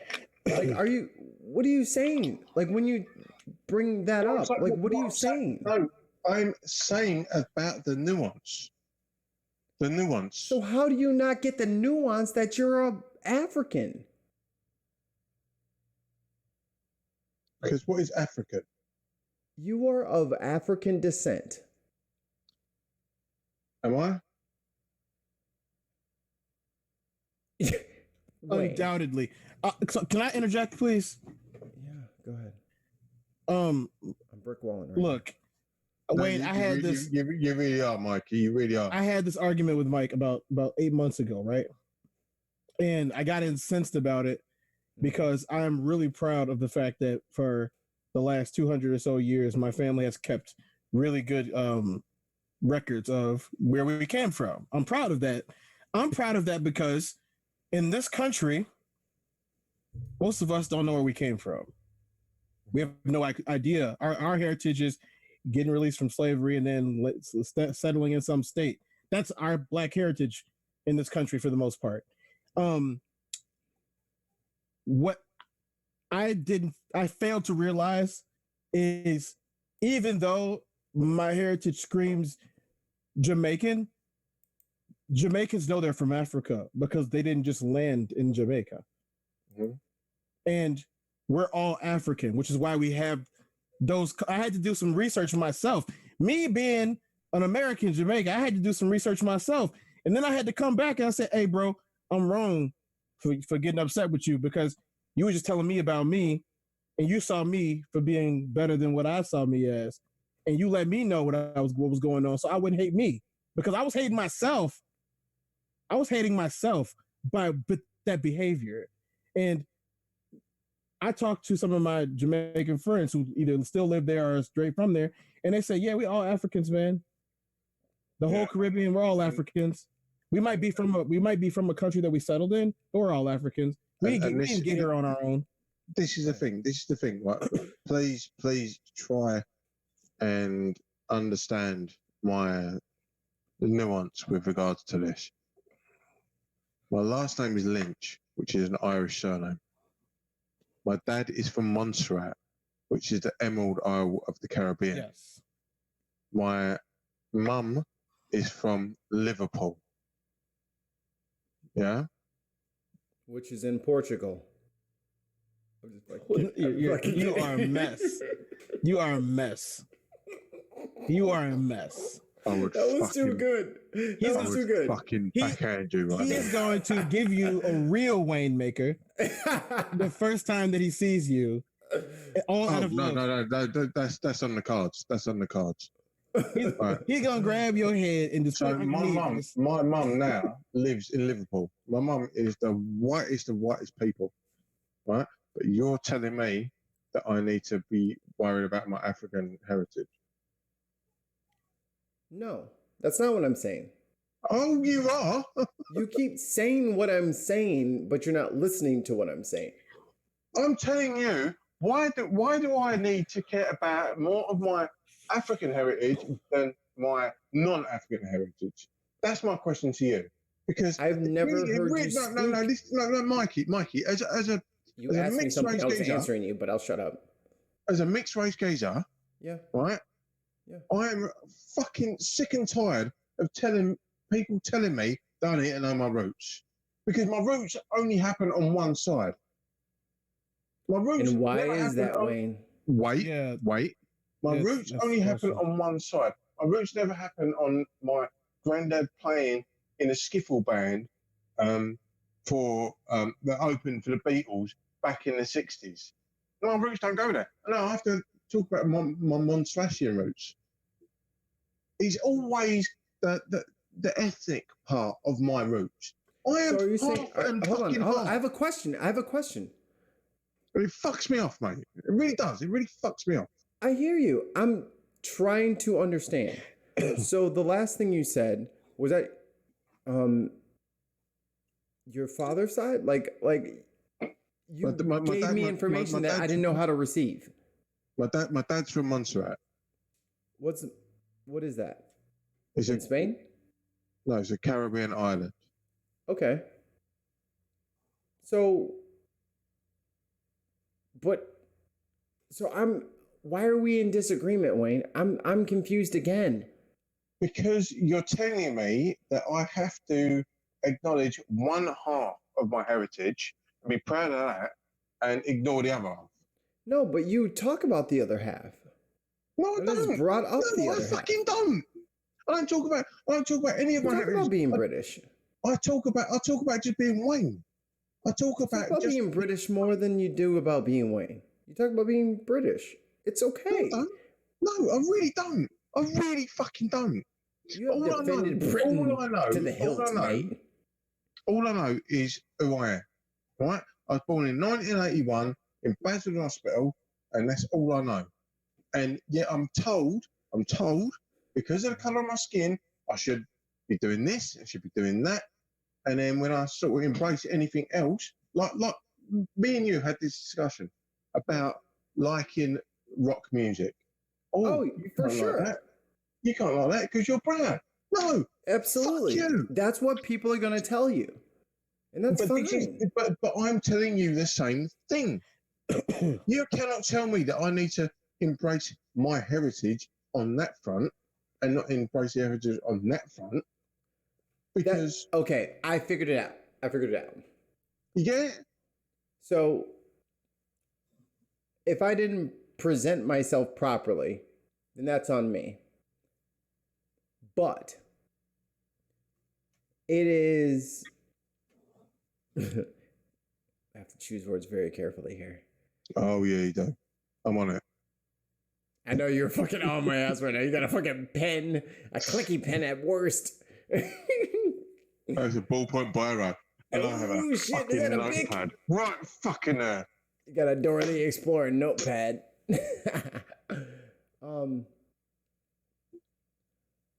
Never have I meant to dismiss your British, quote unquote, white heritage. Don't care about that. I don't care about that. In an attempt to put an exclamation point on your African heritage. That's not my point. That wasn't my point. The thing is, go on. The important thing for biracial people, descendants of biracial people, or people from multinational families, even though they look the same, is to know who you are so that when you live your life the way that you want to live your life, it goes down in the record as that. Because if Harriet Tubman and everybody else, Martin Luther King and everybody, well, there was 0.222.444.36% white in his blood, so that means that was a white accomplishment. That's not fair. That's not fair. Using extremes. It's not fair. Who's the most famous black guitar player? Either Slash or Jimi Hendrix. I would go B.B. King. Do you think B.B. King is more popular than Jimi Hendrix? No, I would say B.B. King is the most popular black guitar player. Why is Jimi Hendrix not number one for you? because he's not a black guitar player. Why? And Slash and Jimi Hendrix are mixed race. Wow, what a piece of nuance you put into things. But people see them as black. Tom Morello is black. No, he's not. He's mixed race. You see things that way. Okay, right. So I see things with nuance. So I'm bad. The world does not, Wayne. Not when it comes to us. Wayne, you are not wrong in being, forward. Factually correct. Forward thinking. You're not wrong for being forward thinking. But, I've had trouble with idealism as well because of the way that something should be and the way that everyone should be. I think the problem that we face in all over the planet, and we're going to move across from just country to country because this is worldwide. Okay. The problem that we face all over the planet is that whether or not that we are something other than what we look doesn't matter to them. It doesn't. I think it doesn't matter to the people in control. No. So they say Jimi Hendrix, Slash, and these people are black people to them. That's how they always looked at them. The thing is that I look to the ideal as the norm. Prince. Prince, massive. Oh my God! And he was black. And he always said he was black. In whose opinion? Pretty much anyone's. In whose opinion? In his own opinion, he's called himself black on multiple occasions. Okay. Look at Lenny Kravitz. Lenny Kravitz is a mixed race guy. He called himself black. His wife was a political activist. His daughter was a political activist. His daughter bad though. I'm glad she's like 23 now. She looks just like her mom. Oh my goodness. You know what I'm saying? Oh my goodness. This is the thing. Until we accept everyone as just fucking human, you have as much intellectual capacity as me, then you're as human. Oh no, man! You got them hybrid genes. You might, hybrid vigor. Griffins. This is where, and for me, again, this is my experience over yours. Man. If you feel that someone is slighting you or putting you down because they feel they're superior to you, well, don't kill them. Because, obviously don't do that. Rubbish. If you feel that someone's doing that to you, then challenge it. But at the end of the day, like, we are no different in any way, shape, or form. None of us are different in any way, shape, or form. The intellectual capacity is based on the individual. Skin color. Hold on. I just figured it out. You are answering racist diatribes about black people. Yes. Don't entertain them. No. You are. That's exactly what you misunderstand me. I think you misunderstand me completely. Then why are you trying to speak to us black people as being intellectuals? Of course we're fucking intellectuals. We fucking invented mathematics. And peanut butter. Shut up.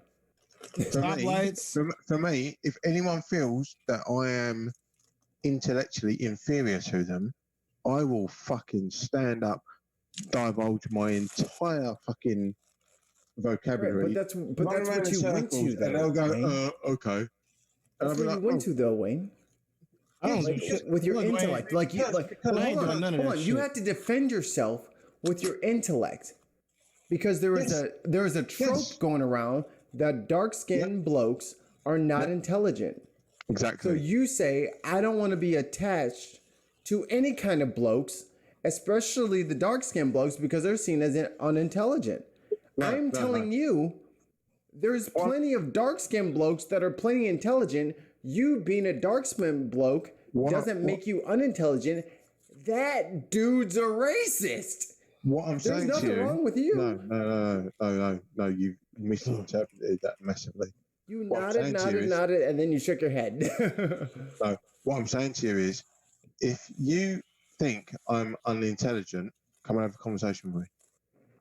And we do it that way. No, you're fucking Wayne. They gotta fucking get on a fucking Patreon to have a fucking conversation with you. Exactly. Don't fucking deal with fucking small ass fucking fish. No one fucking entertains every fucking minnow. They don't get to you like that. You already are intelligent, Wayne. You don't Mikey, what you're not following, which is kind of irritating, is the fact that... You don't even speak English, so whatever.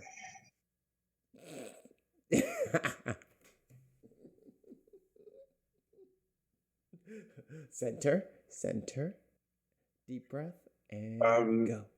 What you're not getting is the fact that I have to deal every single fucking day in my life that people will judge me on the colour of my skin. Same. But the difference is, You're not black. That's what it is, right? No. What I'm trying to say is, people expect a certain thing of people that are non-white. Bruh, we are here. You act like your population is bigger than us. Whatever you're about to say, we know that. We with you. We're agreeing with you. Well, what I'm saying is, the dynamic is different from mine to yours. You're in America. I'm in the UK. Okay? Mm-hmm. There is a different racism that goes on. The different racism that goes on. Our racism is not only the same as yours, but it has guns. And that's what I'm trying to explain to you. We're standing over here like... It's the same, but you have guns. That's the problem. I thought that's what I just said. What did I say? No, I'm saying it's the same issue. Yeah. But I have to justify so much shit. And I have to, qualify so much stuff. So this is excellent that you're in the room with us too. Mm-hmm. This has literally been our lives, and this is literally all we talk about when we're not on air. Yeah. And Cortez is usually you. And this is how I talk to Cortez. In what sense? Sorry. You and Cortez feel the same way on different sides of the razor's edge. You're not far apart from each other in your viewpoints. The thing with me with... I'm the centralizing force for both of you. The thing with me with race is I fucking hate it. I hate it. Why? Okay. The linguistic trick. Wait. For one. What is that? What? I thought you were going to say one thing. You just dropped the title of the thing. What is the thing? The linguistic trick. Okay. What's a linguistic trick? Okay. Put race in 4 sentences. Explain race in 4 sentences? Is that what you mean? No. Put the word race in 4 sentences. This is a beautiful little trick. I'm just going to sit back and listen. Oh, that's an actual question. I thought you were going to give me the answer. You didn't really explain this very well, Wayne. Put the word race in 4 individual sentences. Go for it. Does it have to be different? Different every single. I believe we know where this is going. Huh? I believe we know where this is going. I think I've explained this to you, haven't I? We've been over this. Yeah, we've been. Yeah. See, Wayne, the reason why. Let me answer. The reason why I'm here is because I'm telling you, I might be on a different part of the spectrum as you as far as this goes, but I have been in the same spot that you in right now talking about this because I literally had the same argument. Me and Mike argued about this for 5 fucking hours. I literally had to bring him in off the cliff. 5 fucking hours, bro. This nigga came to my house afterwards. That's how. Look, that's how bad the argument was. The argument was so bad that he drove to my house. My boy. And sick man was gonna beat you up. Because look, the way I was going, I could have went outside and punched somebody, bro. Like not him, but I would have punched somebody. It wasn't me that was getting punched. Right, it was about to be him. He was just trying to hurt nobody else. Yo, let me just calm me down for a minute. Let me just talk to you. Wind your neck in. Let's see how Mikey deals with this. I'm winding my neck in real quick. Let's see how Mikey deals with this conundrum. So I want you, Mikey, to use the word race in 4 different sentences. I'll get my wine. Use just the word race in 4 sentences? In a sentence. Just use the word race in 4 different sentences. So, like, race is a word in the English language. The word race, use it in 4 different sentences. That was one for me. Oh. Okay. People constantly argue about race. Mm-hmm. Race is loosely defined by several different parties. Race to the top, a rise at the top. I don't know. I was trying to get a Cypress Hill line in there. So you fucked up massively. But that's an argument from incredulity, right? That's a logical fallacy. So I really hope you're not like keyholing your next thing on a logical fallacy. That would be bad, Wayne. Race normally means competition. That's stupid. That's a stupid thing to say. It's true.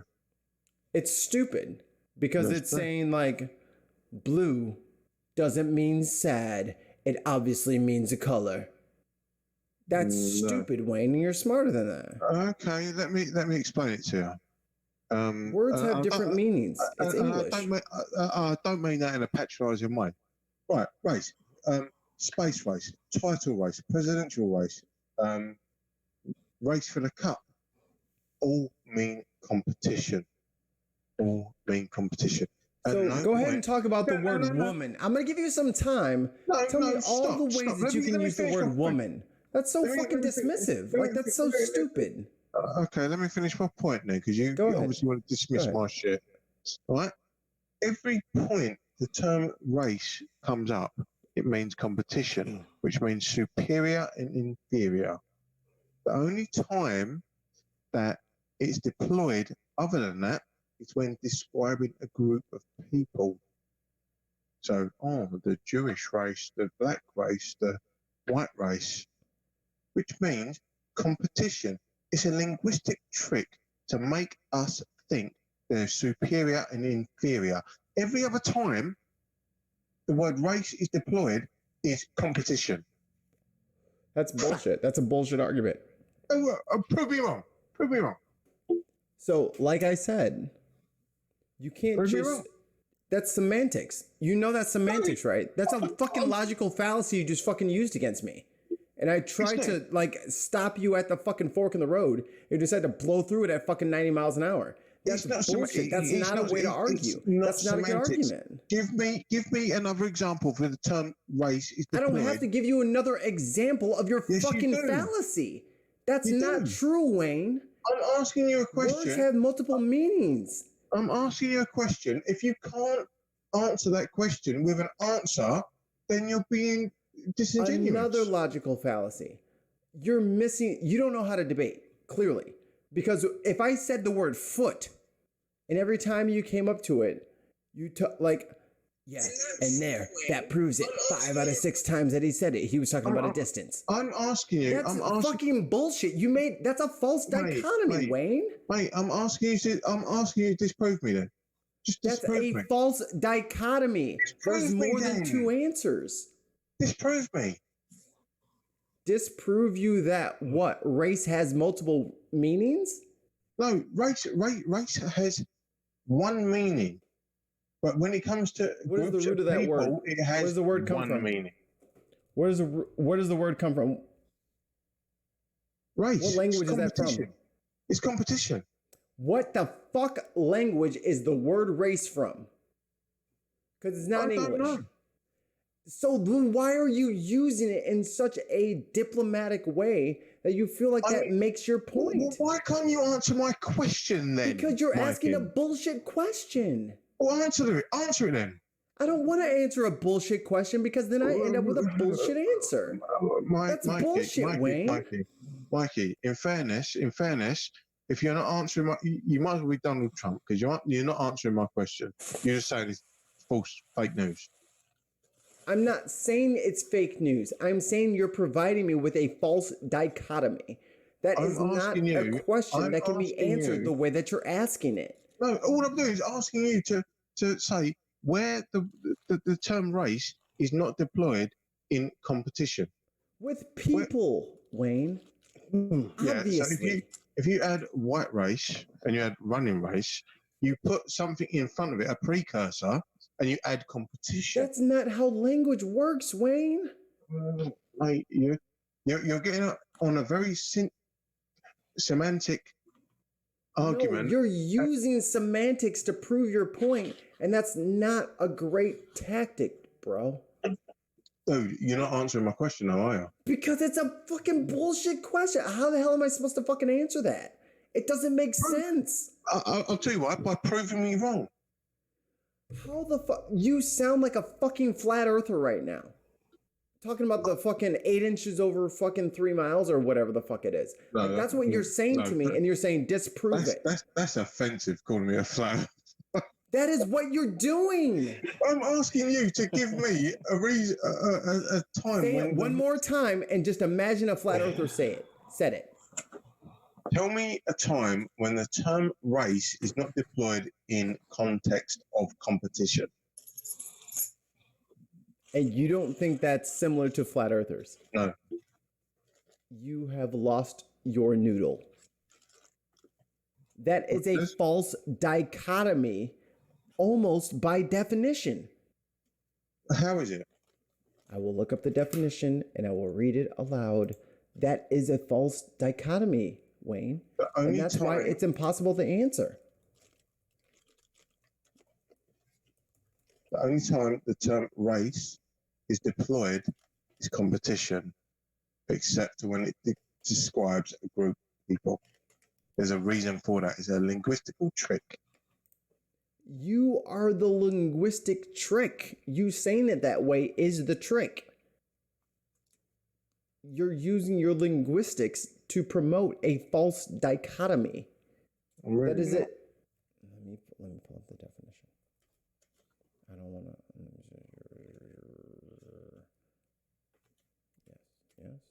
Yes. Yeah. Really not, mate. A false dichotomy is a dichotomy that is not jointly exhaustive.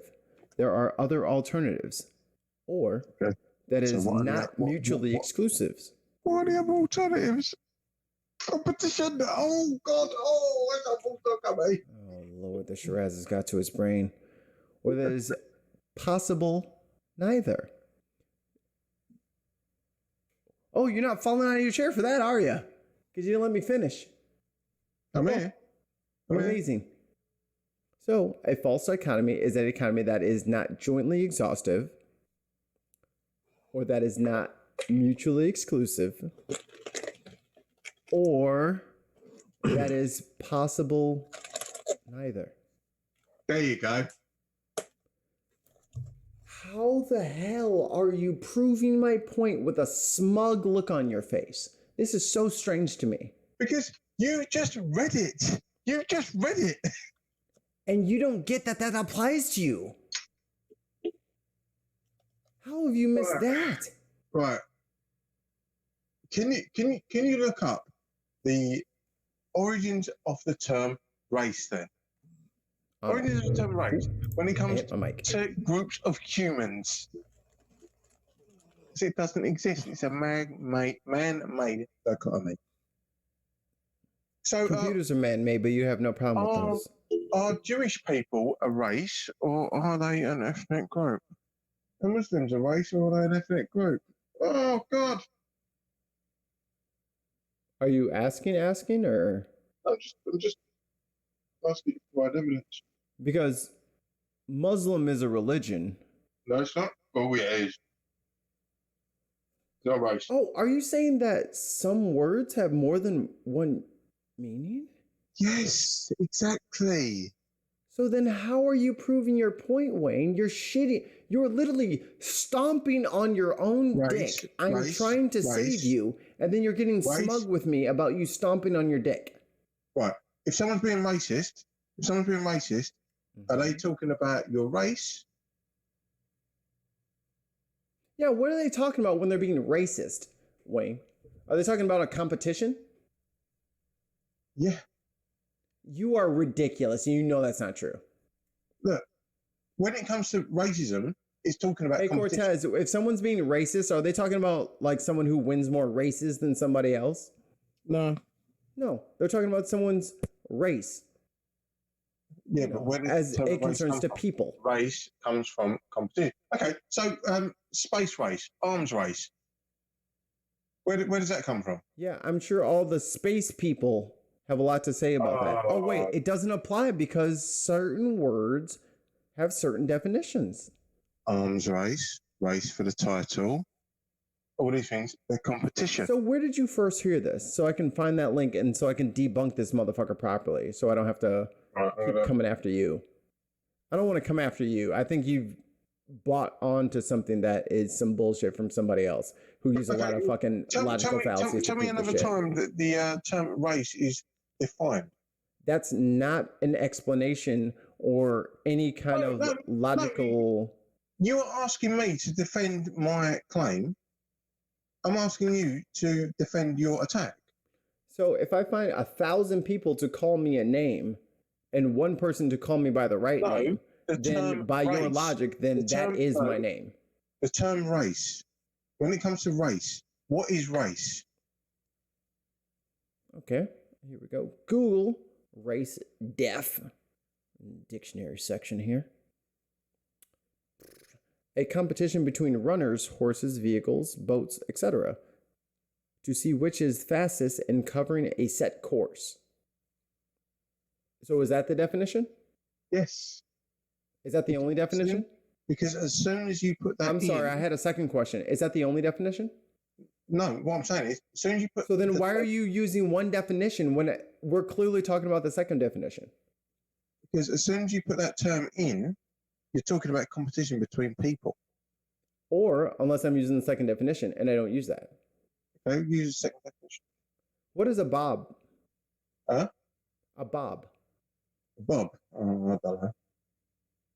Well, there's a plumb bob, and then there's fucking Jartan up in fucking Sweden. They're very different, but they have the same name. But what I'm saying is, whenever the term race is deployed, it typically is used as competition. Yeah, if you use it in the horse car. So why is it deployed with groups of humans?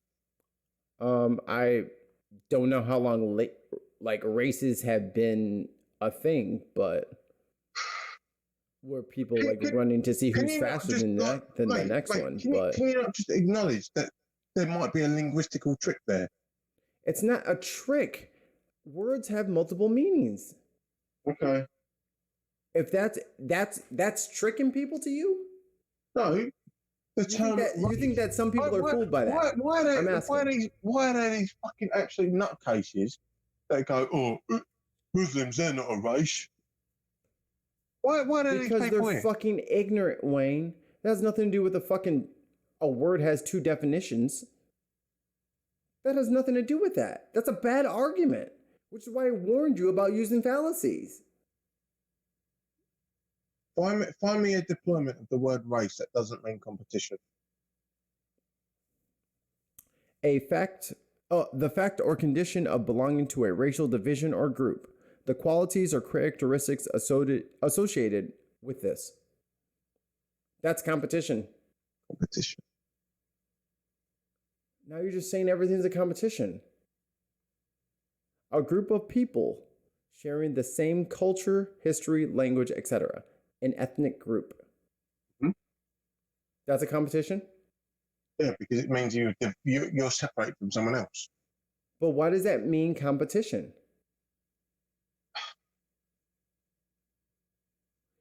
Like me and my friend David. Here we go. Thanks for my back, Cortez. Piece of shit, motherfucker. You know, it's one thing. Let me turn my camera back on. It's one thing for us as a global, and I'm saying this because we've had this conversation for months on end. It's one thing for us to be Cortez, to be Mikey, to be Wayne. It's another thing for us to say, you know what? All of us are in this together. Like this has gone on for 1,000 years plus between people just not liking the color of our skin in varying degrees of pigment, and we just need to shore this back together. We are Africans, and that's just the way that it has to be. And so I'll say it again, Wayne, because you missed this part. But sorry, one of the things that I came to understand and I came to realize is it's not an American problem. It's not a British problem. It's not a Norwegian problem. It's not an Australian problem. It's not a South African problem. It's not an African problem.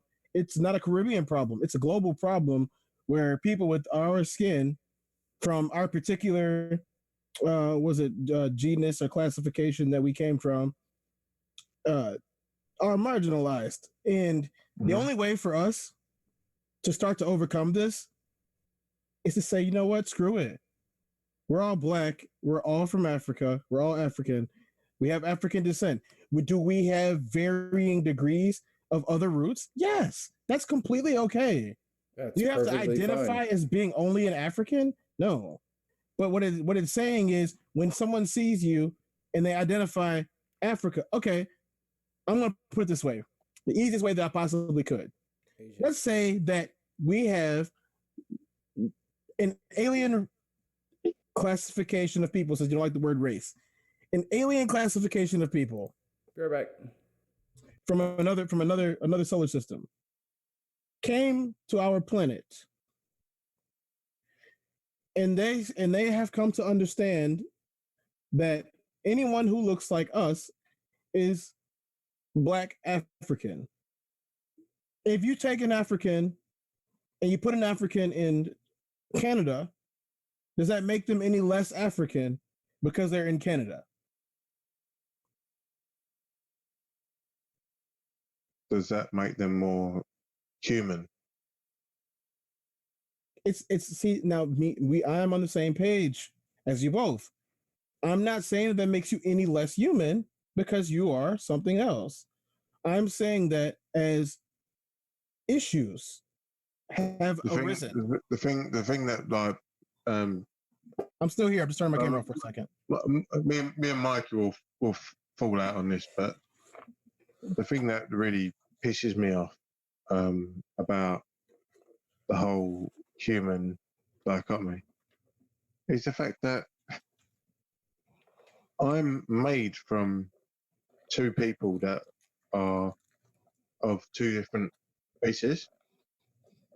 My two daughters are made of two people that are of two different races, so to speak. So what the fuck does race mean? Wayne, we both know that. I hate it. No, Mikey.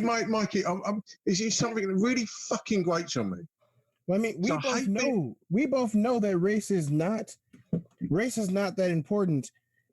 We both know this, okay? Well, I'm not arguing with you on that.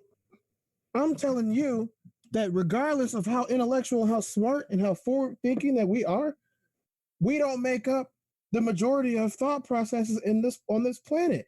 And because we don't make up those thought processes on this planet, we either, one, learn to love who we are and embrace it and stick together, or we get driven apart by our desire to be different. and be addressed as different, and we don't, and that way we don't support each other anymore. And that's what happened in this country. That literally already happened here. I stick together with people that are like-minded and trying to be excellent to each other, trying to be nice. And what I don't like is being told who I am, what I am by anyone, regardless of race, gender, whatever. I fucking hate being told who I am. I hate it. Because but then you don't have to be told who you are if you tell people who you are. But Mikey, you've kind of proved my point. Because you kind of like inadvertently said that I should be doing this and should be doing that. No.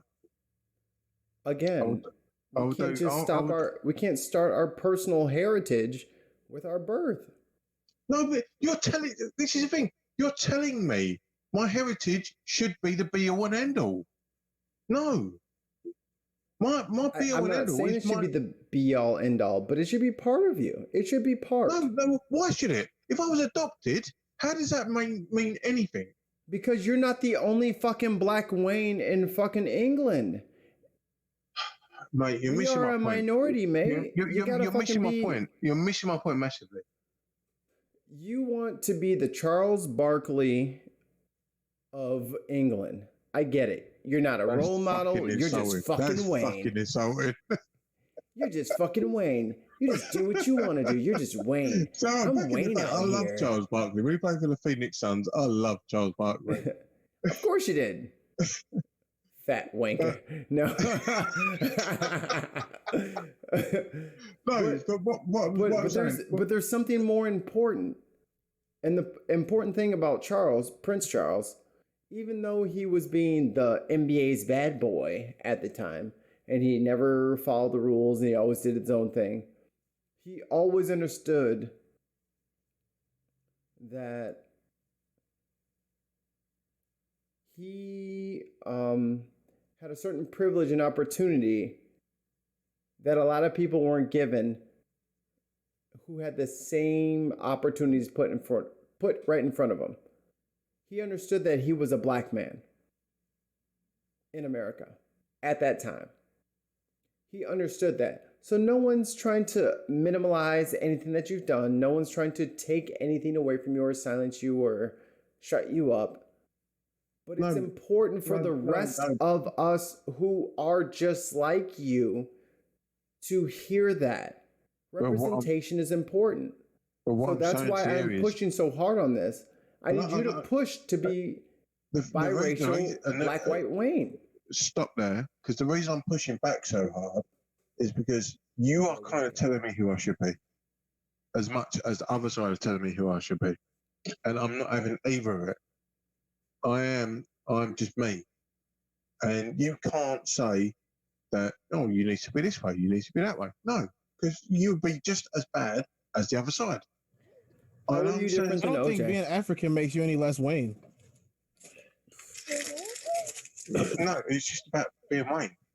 I don't really care about being. I mean, you can be Wayne and African. Because I don't. This is the thing. It's nothing to do with my experience. I don't know any of that. I've grown up in Basildon. Give it to your mom. I've grown up in Basildon, Essex. Right? Yeah. That's all I know. Right? So I'm supposed to be different. That's not your fault. No. What I'm saying is, I'm supposed to now act different to my white counterparts because I have a certain amount of melanin in my skin. That's insulting. No, but you say, well, why are you embracing your African heritage? Well, I don't really know Africa. Okay, so maybe here's another hurdle that maybe we need to... You wouldn't tell Jartan to embrace his African heritage. He doesn't have any African heritage. Oh, but I thought everyone lived in Africa. That's a different conversation. We can get into that after. There you go. There you go. This is my point. I'm sick and tired of being told who I should be. No one is telling you who you should be. I'm gonna put a button on this because we're kind of beating a dead horse at this point. But what it comes down to, Wayne, I'll let you go. Let me talk about my personal experience. Yeah. Go ahead. When I talk about being a Muse fan, oh, that's weird. A brown fella being a Muse fan. Yeah. Dude, you're fucking in the UK. You only have fucking 20 million fucking people to deal with. We live in a fucking country of fucking 400 million. How the fuck do you think it feels? It's super amplified here. My fucking experience. No one's diminishing that, but we're already speaking from that, and you won't act like we know what you're talking about. You're dismissing us. I'm wearing a Bullet Club t-shirt, right? A wrestling t-shirt. I'm a 38-year-old man wearing a Bullet Club t-shirt. People go, oh, what the fuck is that all about? Yeah, but the thing is, Mikey, I'm not supposed to be wearing this, am I? I'm not supposed to be wearing this. This is what I'm talking about. People's expectations of who we collective, as you want to put, to be, are different. No, this is what I'm saying. People are telling me all the time. We do what we want to do anyway, but that stamp of African heritage lends credence to all of us. If more black people were seen more visibly wearing that shirt and this shirt, we wouldn't look like the oddballs out. But so what I'm saying is, don't remove your African stamp, because that's important, because we need to normalize us in all aspects and genres of art, film, entertainment. That particular stamp means nothing to me because it has no relevance. It means nothing to you, but yes, exactly. You are not the only person on this planet. Exactly, Mikey. So you cannot tell me that I have to behave in a certain way. Because if no one's telling you to act or behave, but don't shut down the idea that you're African. So if you act in that dictatorial way, then you become the oppressor. Cool. So, Black Panther, good movie, bad movie? That's all right, actually, to be fair. Why the fuck did you like that? It's about a made-up fucking African place. No. Why would you do that? You're not African. Yeah, but I'm also not Spider-Man. I don't see you shooting shit around. So don't do this. You're not African. You're not made up African. So why would you do anything like that? Why would you support a movie that supports some fake African shit? Oh, sorry, it was a fictional place. Yeah, but it was in Africa, and it was made up. So why would you support that place? That's like saying the Death Star was a real thing. New York is a real place. That's like saying the Death Star is a real thing. That's a really... Mikey, I expect better of you, because that is really a really bad argument. Wakanda... I'm coming with bad arguments? You are literally cutting your eyeballs out to spite your face. No. You're saying, I like who I am. I like who Wayne is. I say, this part of you is part of you, and you tell me, no, it's not. But Mikey, what I'm saying to you is... That's ridiculous, Wayne. Mikey, what I'm saying to you is, I don't want to be told who I am. Ever. That's your own fucking thing, dude. It's not my own and that's thing. Something else that you got to work out on you. The thing is, you're sitting there saying, oh, but what about your African heritage? You're telling me right there what to do. No. That's not me telling you what to do. That's part of who you are. No, it's not. No, it's not. Yes, it is. I know nothing about Look at your skin, Africa. Wayne. I know you're African. I know nothing about Africa. That has nothing to do with the fact that you're African. And so it's not like you're so you are literally, you don't know more about Africa. You are literally telling me what to think and what to do. Right there. In that statement, right there, you are telling me you are twisting the shit so that you don't have to be black. And that's weird to me. Oh. You're black. Because Mikey, because you can't see outside of your external. I'm telling you that I was born in Basildon Hospital. I've lived there all my life, and I have no connections to Africa. My dad you was don't have to know everyone who built the hospital you were born in. So what you're talking about is a belief system. So a religion. No, I ain't entertaining that. When did I say it was a belief? You are. Okay. Your genes are African. Do you deny your genes? This is, Mikey, this is so hard to say. This is so hard to say. You are telling me that because of the color of my skin... Get your ass out of the screen, Cortez. Because of the color of my skin, I should have an existential link to Africa. No, that's not what I'm saying. I'm saying you shouldn't act like it doesn't exist. I'm not saying that. I'm saying it's not important to me. You've been fighting me on saying that for fucking 2 hours, Wayne. I'm saying to you, it's not important to me. So would you like to correct that? I'm saying to you, it's not important to me. Would you like to correct that?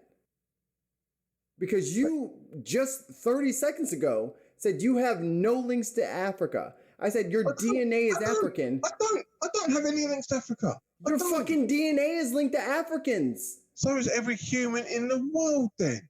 Some more than others, Wayne. Us more than others, Wayne. Dude. And not everybody. We're in a really bad spiral of logic here. Because I'm saying to you, it's not important to me. It's not important to me. Just because it's not important doesn't mean it doesn't exist. Yeah, no. The fact that it's not important to me shouldn't be the reason that you're bullying me into going, oh, acknowledge it. I'm not bullying you. These are facts, Wayne. Okay, well then, here's a fact. I don't give a shit about that because it doesn't define who I am. But that's your opinion on the facts. No? No. I'll tell you what it is. It's my opinion on being Wayne. Nothing about my African heritage has any influence on who I am as a human. No. Cool. No. Cool. And that's a perfectly logical, seriously. statement. I agree with you 100%. This is something that you need to... Because what you're basically doing is saying, oh, you need to acknowledge this. You need to... No, I don't. I don't give a fuck about it. I don't give a fuck about it. That's problematic. It's not. It's not. My experience of being a human is my experience of being a human. It's got nothing to do with fucking Africa. Not at all. Not at fucking all. And for you to say that I must adhere to this dogmatic, you're from Africa. There's no must adhere to. There's no must adhere to. I was I was fighting you for the better part of an hour to say that you had African roots because you said, no, I'm just Wayne. You just said that it has to have some influence on who I am. No, it don't. No, it don't. And if you feel that it does, then you are being submissive to a doctrine that doesn't really exist. You're just going, oh, okay. So how am I submitting to something if it doesn't exist, Wayne? Because you're telling me that I must. I never told you must. I said it's problematic that you don't see yourself as someone with African heritage. That's ridiculous. You have fucking eyeballs. Why is it problematic? Because you have fucking eyeballs, Wayne. Why is it problematic? Because it is obvious that you have African heritage. Yeah, I'm not saying it's a problem, but you think it's a problem because people put you in a box because of that heritage. So now having a box at all is the problem. This is where we're going to fall out because I don't think it's a problem. Then why the fuck are you fighting me? I'm fighting you because you're telling me it's a problem. It's not a problem to me. So why are you telling me it should be a problem? If you fight me on something that I don't think is a problem, if I think it's a problem, I'll punch the fuck out of it. If I tell you it's not a problem, you cannot say to me, oh, it's a problem. Let's do a temperature check. Wayne, do you have... No. Cortez, are you of African heritage? Yes. I am of African heritage. Wayne, are you of African heritage? Descendantly, yeah, of course, we all are. That's all I'm fucking saying, man. And it took you that long to just say that fucking sentence. No, because you wanted to fight me on it because you thought I was trying to control your mind and make you this Pan-African demigod. I never said any of that. You're putting what everyone else has fucking told you growing up on me, and I never fucking said any of that. So you can go back and fucking watch this, Wayne. I never fucking said any of it. You have put it on me, and I've been patient, but I never said it to you, and you put it on me. What I'm saying to you is, you're expecting me to react in a certain way, and when I didn't react in that certain way, I expected you to be honest, and you refused. I am being fucking honest. No, you played defense on a clearly obvious fucking answer. You're of a fucking African heritage. Right. Stop right now. Stop right now. All right, guys, we're out of here. Right. No. Listen to me, Mikey. Yeah. Right. This is me being totally honest. Yeah. My heritage doesn't mean anything to me on that front. That's if someone fine. Listen. If someone wants to give me grief on that front, and I'll be like, okay, cool. You want to give me grief on something that means nothing. If you want to... Go on, I'll yield. But that is a problem. Oh, that's Gracie.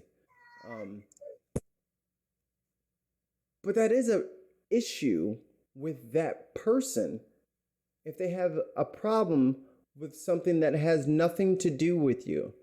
Mm-hmm. Your heritage, you can't control. That's part of you. That's fine. Everyone's heritage is fine. I think the problems start to arise when people have problems with other people's heritage, or when people decide, I don't need my heritage, I'm my own person. That's problematic. I think the problem is we live in two different worlds. Yes. And I will punch the first person that wants to call me some sort of racial slur. I'll punch him square in the throat. You would go to jail very quickly over here, and you wouldn't last long. Yeah, well, that's why being a wrestling fan, you can make it look like a happy accident. They probably kill you in jail after doing that. You would not last long, Wayne, here. Yeah, unless you joined a black gang, you probably get killed in jail. No, but what I'm saying is we're talking about two different dynamics. I'm trying to explain our dynamic. Yeah, and I'm trying to explain mine. And the thing is, you're defending yourself when I'm not attacking you. No, but the thing is, you're getting very defensive in the sense of I'm saying to you that that's not how I would roll. And you're getting very aggressive in the sense of going, oh no, well, you wouldn't survive. And I'm like, well, that's not the world I live in, mate. And that's exactly why I'm saying, like, let's slow this down and talk about this in the manner in which it should be spoke about. Like, if someone was being racist to me, I ain't gonna get shot. You mean when someone's talking about like a horse race or a car race or a bike race? That's what you mean? Like, that's how dismissive you got earlier. You brought up fucking horse races when we were talking about people. I was talking about the linguistic term race. But that's something over there. That's not here. And that's not... There's more of us than you. Why like, you keep talking like you have the monopoly on racist issues. You guys literally don't have them. I was trying to explain to you the linguistic trick of race. It's not a linguistic trick, Wayne. It's not. Okay. Well, this is the thing. If you're too emotionally involved, you're not even going to see what I'm saying. The term it's not race. me being emotionally involved. The statistics prove it out. Dude, all I'm saying is the word. These white people have not been just tricked by a word that also means. The word race, when it's deployed, it's always in competition. Apart from when it's talking about groups of people. When it talks about groups of people, it's a linguistic trick to make us think that some people are superior and some people are inferior. Some people are winners and some people are losers. That's all I was trying to say. Literally an opinion. That's literally. Google it again. The top result does not mean like the most popular use doesn't denote the only definition of the word. No, that's a logical fallacy, bro. No, it's not. It's not a logical fallacy. It's talking about a semantic difference and a semantic trick. That's the whole point. A difference isn't necessarily a trick. Okay. Mikey. So what's a ladder match? Google the history of the word race. Just Google it. I've Googled it several times. Okay. Tell me I'm wrong in what I'm saying, because it's all about grouping people in certain. So what's the problem with people being different? When it comes to race, there is a massive difference. No. That's different question. What's the problem with people being different? None. I agree. Not at all. There isn't a problem with people being different. The issues arise when people find faults in people because of their races. That's the issue. Mm-hmm. So the word race isn't the problem. People can be a trillion different races. As soon as you treat one race differently than another race, that's when the problems begin. Okay, well, if we just start with the term human race, we'll just start with that, human race.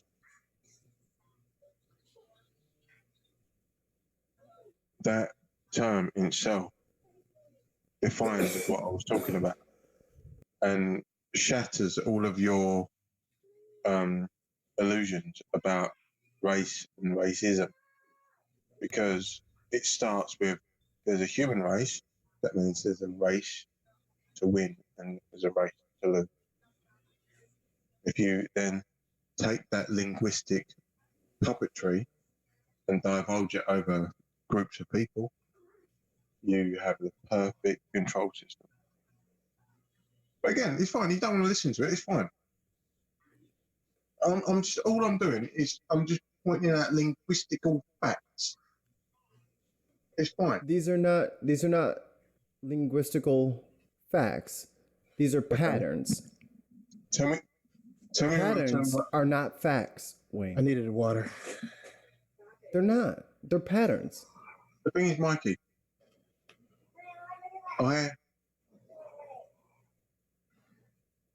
and the thing is, probably this ain't gonna. It is gonna sound patronising. I don't mean it to. It's fine. We can continue arguing. I'm not gonna hate you. You're still my mate. No. Look, all of us are boys till the fucking end. I don't really. Oh yeah, for sure. This is just conversation. Pints on me if we ever meet up. Fucking. Oh yeah, 100%. We're gonna get fucking sloshed. But what annoys me and must annoy you, is people telling you what your experience is. Because when I tell you my experience and you're dismissive of it, I find it massively insulting.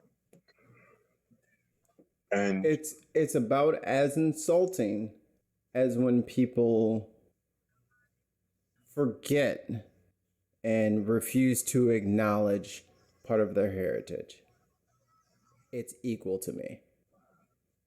So that's not fair, because that's not passive aggressive. You just did the same thing to me, and I just returned. No. I said to you, I don't appreciate it when people tell me that I'm wrong and have not lived my experience. I've not projected anything onto you at all. At all. I've just said that I don't like it when you project onto me my experience. I've not project onto your own experience, experience, maybe. I've not diminished your experience at all. I bet you have. No, I haven't. A little bit. I haven't said anything about what you've gone through. But what I'm saying, kind of minimalized it in a way that maybe not intentionally. Maybe not intentionally. You have told me I'm not African. I'm like, what? I've told you that what? It broke up. You've said to me I've not got African heritage. I'm like, what's that got to do with anything? I've said you don't? No, you said that I'm diminishing it. You were you not? Look, my life started in 1981. My life started in 1981. That's not what your heritage is, though. That's a side issue. How far back do you need to go then, Mikey? How far back do you need to go? I don't know exactly how many years back, but I know it's back further than fucking 1981. So if I ask you what year your fucking car is... Birkenstocks in the Netherlands? Hold on. So if I ask you what year your car is and you pull a CD out of the fucking disc drive, and you say, oh, 2020. That's not how that works. Mikey, what I'm saying is, and this is my adopted friend really sort of like made this point to me. Mm-hmm. He said, I was adopted in 1971. What's my heritage? What does that fucking matter? That has nothing to do with you. No, what I'm saying is, his start point was there, 1971. My start point was 1981 in Basildon. So if that's how he copes with his lack of answers, that's how he copes with his lack of answers. So you have the answers. But Mikey, where does my start point come from? Where does my start point come from? I've got a dad from Montserrat. No. I was asking which. You can listen to that, right? I've got a dad from Montserrat. I've got a mum from Liverpool, right? Okay. Where does my start point come from? Where does my heritage come from? Because you have all the answers when it comes to black heritage. But where's my mum? Well, thanks to the transatlantic, I am acting like a motherfucker. Transatlantic slave trade. It's hard to get those answers specifically. No. You can only get guesstimates and countries of origin and probably this decade. Why is it so important that I get the answers from my dad and not my mum? Your mom, you can probably look it up. It was recorded. But why? During the slave trade, it wasn't. No, but why? No, I'm talking about the 60s, mate. No, we're going to go back a little further than the 60s, Wayne. So why is it important for me to learn about my dad's heritage than it is my mum? Mm-hmm. I didn't say one was more important than the other. But these are one is easier than the other. Yeah, but why do you emphasize one over the other? You can't figure out your mom's heritage? No. I'm saying to you, why do you emphasize one over the other? So no, you can't figure out your mom's heritage? Mikey, I really hope you're being not purposely disingenuous. I'm not being a troll here, but I'm just saying, it's infinitely harder to figure out someone's heritage who's a descendant of a slave than someone who wasn't. Your emphasis when we was having this conversation initially was all about Africa. Well, you would not say that you had African heritage, and now you said that. So it's not. It's not that. Oh, for fuck's sake! Cortez, here. Let Cortez be the moderator. I'll shut up. I want to say this. Wayne, I literally had the same face that you have on right now about 8-9 months ago. Maybe it was a little longer than that. It probably was a little longer than that. Let's just say 8-9 months ago for continuity purposes. So I after doing a little bit of research and stuff, Gracie, you are really messing with my sound right now. Stop it. Gracie, crack on. Smashing that speakers. Yeah, keep going. Smash them. Gracie don't give a fuck about this podcast.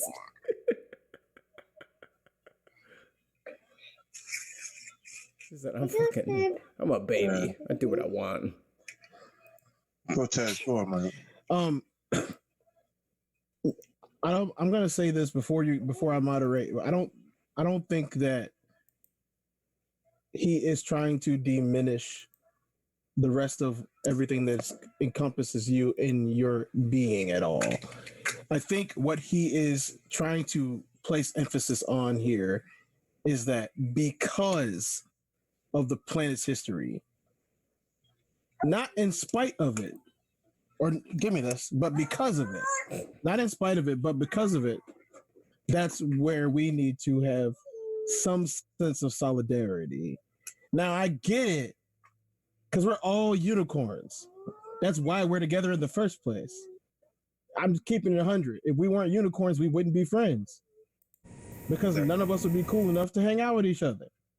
You know what I'm saying?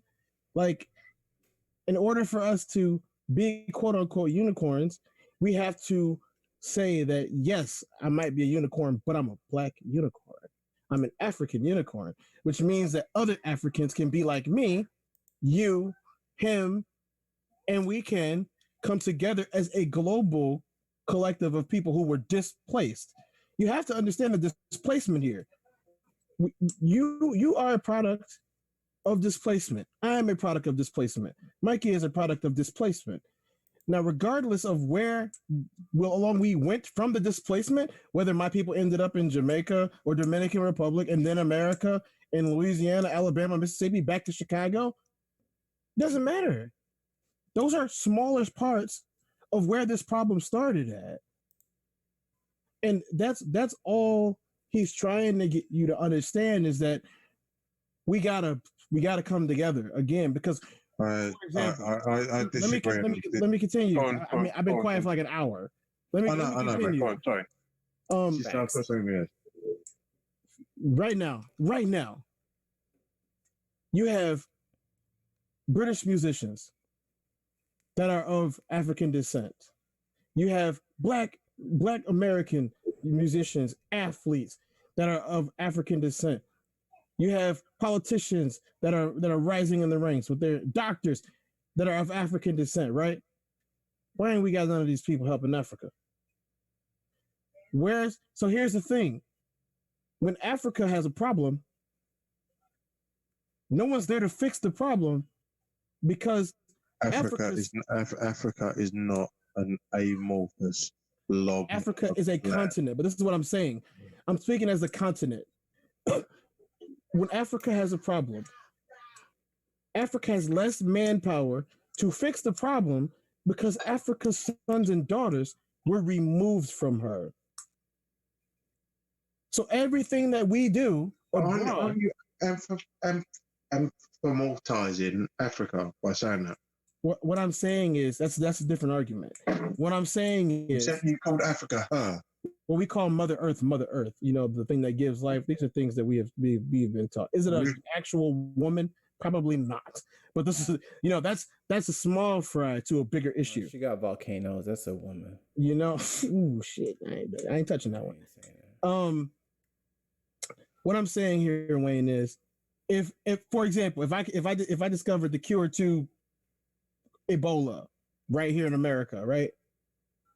That means that I have to take my cure in America and put my cure in Africa somehow, some way. When if I would have cured it in Africa, it wouldn't have got everywhere else.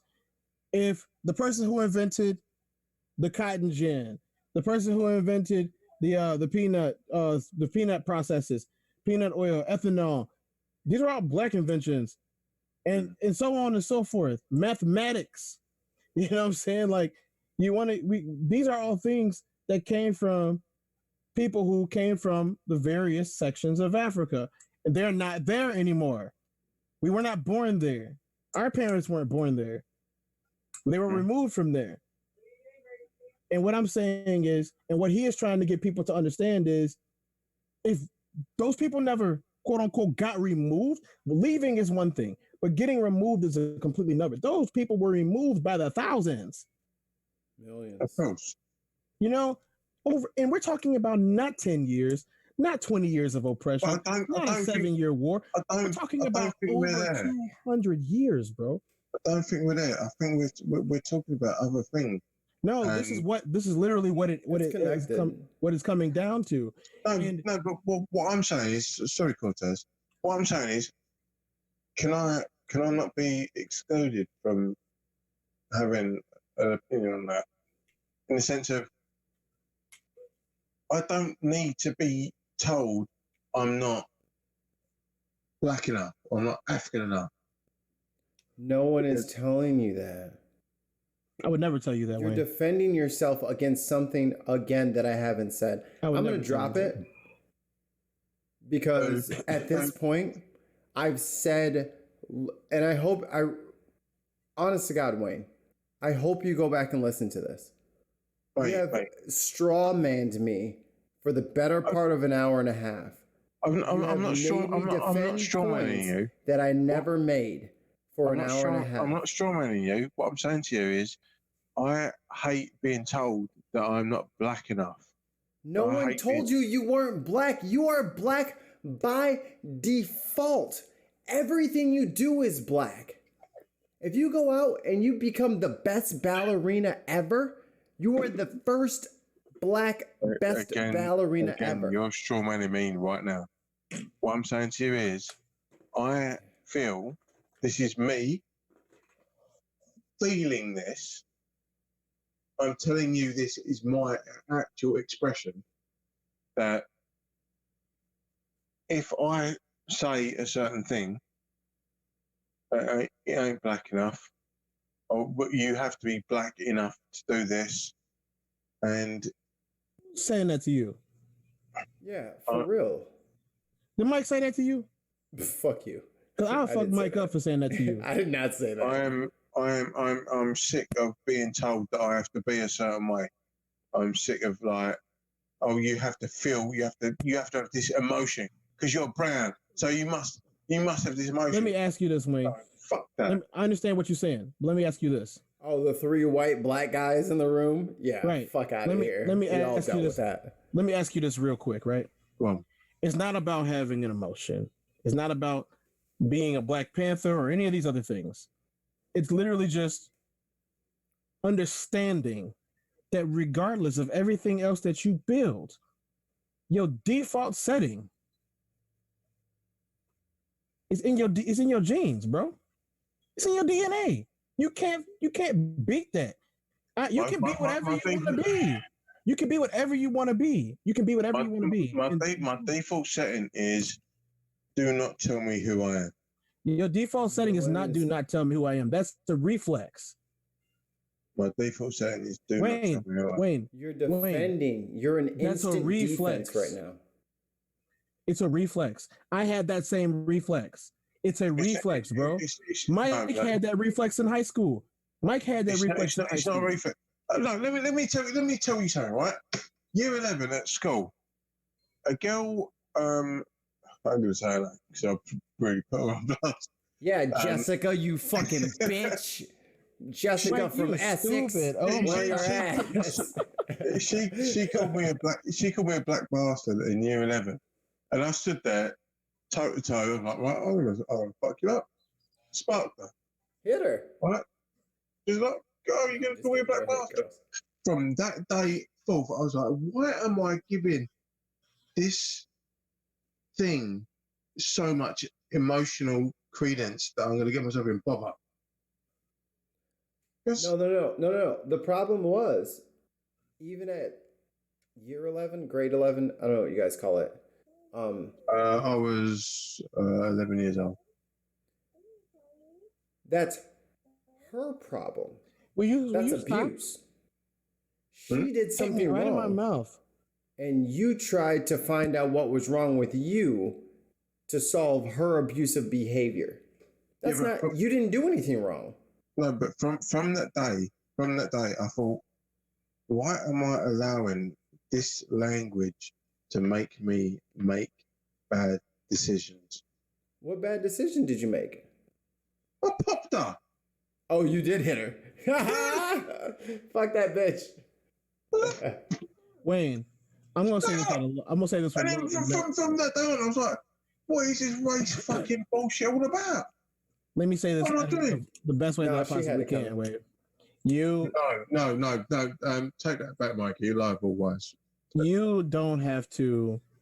You don't have to have the quote. Like I said, you don't have to have the knee-jerk reactions to any of these things. What I'm saying here is this: very plain and simply, to my understanding, I can do and be whatever it is that I want to be. That's point blank what it is. But I'm still African, whether I like it or not. And if a person from Mars came here, no. Let me finish. To certain people, Wayne, let me finish. To certain people, you are. That's finish. a fact. Let me finish. Go on. If a person from Mars, whatever they may be, comes to the planet, they're from Mars to me. I don't care that they haven't been on Mars for 3 billion years. As soon as they say, we were from Mars, guess where you're from? You're Martian. Now, the reason that this is because of all the things that have gone on over these last 300 or 400 years. And it's disgusting. It's depressing. It's unsettling. But I would rather be that guy that made it despite the negative connotations of his race, that proves that those stereotypes aren't real. So I am irresponsible if I no longer claim my blackness after transcending the bounds that was put on my blackness. Yep. I am irresponsible if I don't let her know that she can be whatever she wants. But at the same time, to remember not to let anybody put her down because she's black. Can I ask you a question? Both of you. Yeah. And this is something that I feel every single day. It's big, isn't it?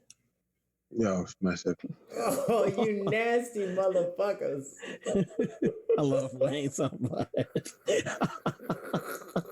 No, this is a legit concern. A legit concern. Because being part of a racial minority, that I carry the weight of so many other people on my shoulders. The minority of the minority, even. So if I kick off, then that's in turn going to inform the relationship of other people with brown folk. Yeah. In the sense of like, you've cut me up. Really, I want to get out of my van and brain you. And if I do that, you're going to tell your mates, oh, this big brown fucking geezer smashed shit out of me. You're then going to tell all your mates that big Wayne smashed shit out of me. And in turn, you like beating people up, don't you?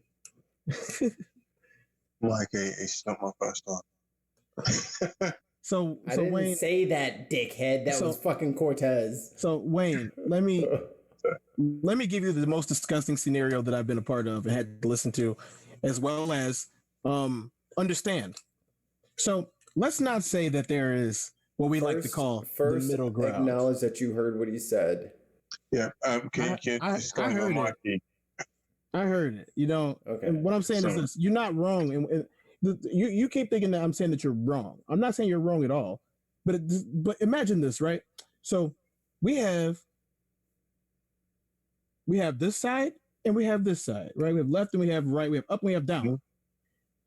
This group of people over here are pasty. We call them the pasty folk, right? And these over here, we're gonna call them the chocolate folk. So you have the pasty folk and the chocolate folk. The pasty folk don't like the chocolate folk. Now you have somebody who is not as pasty, but not as chocolate either. And the pasty folk don't like that person because they're just kind of chocolate. Quit saying pasty folk. The chocolate folks say, you know what? You're just a different type of chocolate. We got you over here. So what I'm saying is, if you go to a group of, let's call them left-wing black folk, and you go to a group of right-wing white supremacists, which one of those people are going to be nicer to you? Who can you talk to? Who can you talk to on either one of those sides? The thing is, mate, I think... Wait, I need you to answer this question. Who's going to accept you? The chocolate folk or the pasty folk? You want me to be truly honest? Because Wayne, let me keep it 100%. You don't even have to answer. I'm going to do it for you. Those white supremacists will kill you. Yep. I'm going to tell you this. Regardless of what you want to be, in their eyes, you're the enemy. And you can stand outside of their clubhouses and their rallies and yell all day long that I'm a human, and they're still going to kill you like all the other mulattoes, as they call them here, that they killed. I think you're kind of using again your ideologies to prove your point. I am, Wayne. I am. I didn't say that I wasn't. No, I'm not disputing that at all. But once again, there are only 20 million people in your country. And at any given point... Are you mad? There's 60.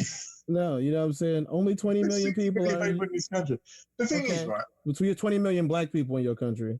If that. I don't think y'all have that many. 60 million. I think y'all ain't got as many black people as LA. New York probably got more black people than y'all. The thing is, like, I am a minority. Of a minority. And a double minority. In the sense of, I talk like the people around me. And, there's a lot of people around me that will not talk like me at all. There's a French fella down there, black fella. He's French in Namibia. Seems like a nice fella. He don't talk to me, so I think he's a prick. But I think the dynamic is different, massively. And like, tell me your experience between white and black people. Mine? Mm-hmm. I mean, it's not necessarily between white and black people, because I've met some incredibly awesome white people. I've met some incredibly horrible black people. It's not necessarily black people versus white people. It's more or less ideology versus ideology in those that are in control, which is why we say that racism is systemic. It's a system. Because if we all were blind, nobody would know the difference. It's a system that's in control. Anytime, and I'm not going to have to go over this again because we discuss this all the time. Anytime that the justice system looks the way the justice system looks, that representation looks the way that it looks, and that the inequality in the wage gap looks the way that it looks, it's systemic. So it's not one person here. It is not on accident. Right. It's like, it's not one person here, one person there. It isn't we're all equal and we just don't like each other. Sorry. It's not by accident. On accident is not grammatically correct. I'm speaking American Negro, okay? That's what I'm speaking right now. It's not by accident. It's not by accident. I got my English dictionary. It's on the other side of the apples and pears. You're fucking backhand, you carry on. Fucking on accident, by accident. You fucking say apples and pears. The best way that I can say this is slang. It's a slang. The best way that I can say this is, who is this? And we deal with this a lot because there's always one person that jumps in the message and goes, Well, I have black friends. My best friend is black. I'm about sick of them. So you got to understand that there is not. It's a systemic problem, bro. And what I described to you earlier is not geographical. That wasn't what I was asking you. I didn't ask you about geographics. I asked you about a situation because I guarantee that slaves were not just dropped off in the United States, which means that if it happened once anywhere, it could happen again everywhere. I'm just saying that if shit hit the fan, Wayne, which it could anywhere, not even just here, UK, Australia, they didn't like them down there either. You know, I'm saying that if shit hit the fan, you have got to know where you are really safe. You're not safe standing in the middle of the street. Anywhere on planet Earth, you cannot stand in the middle of the street. It just doesn't work. I don't know. I feel you. Like, my heart is here for you because I know how hard it's got to be. We ain't got guns over here, so if someone was to say, Wayne, move, I'd be like, fuck off. But, all right. So here, what we're going to do is we're going to end the live segment. We're going to keep the recording going. If you guys want to hear the rest of this, please go to www.patreon.com/thebiddenpodcast. Thank you everybody for hanging out with us. Love y'all forever.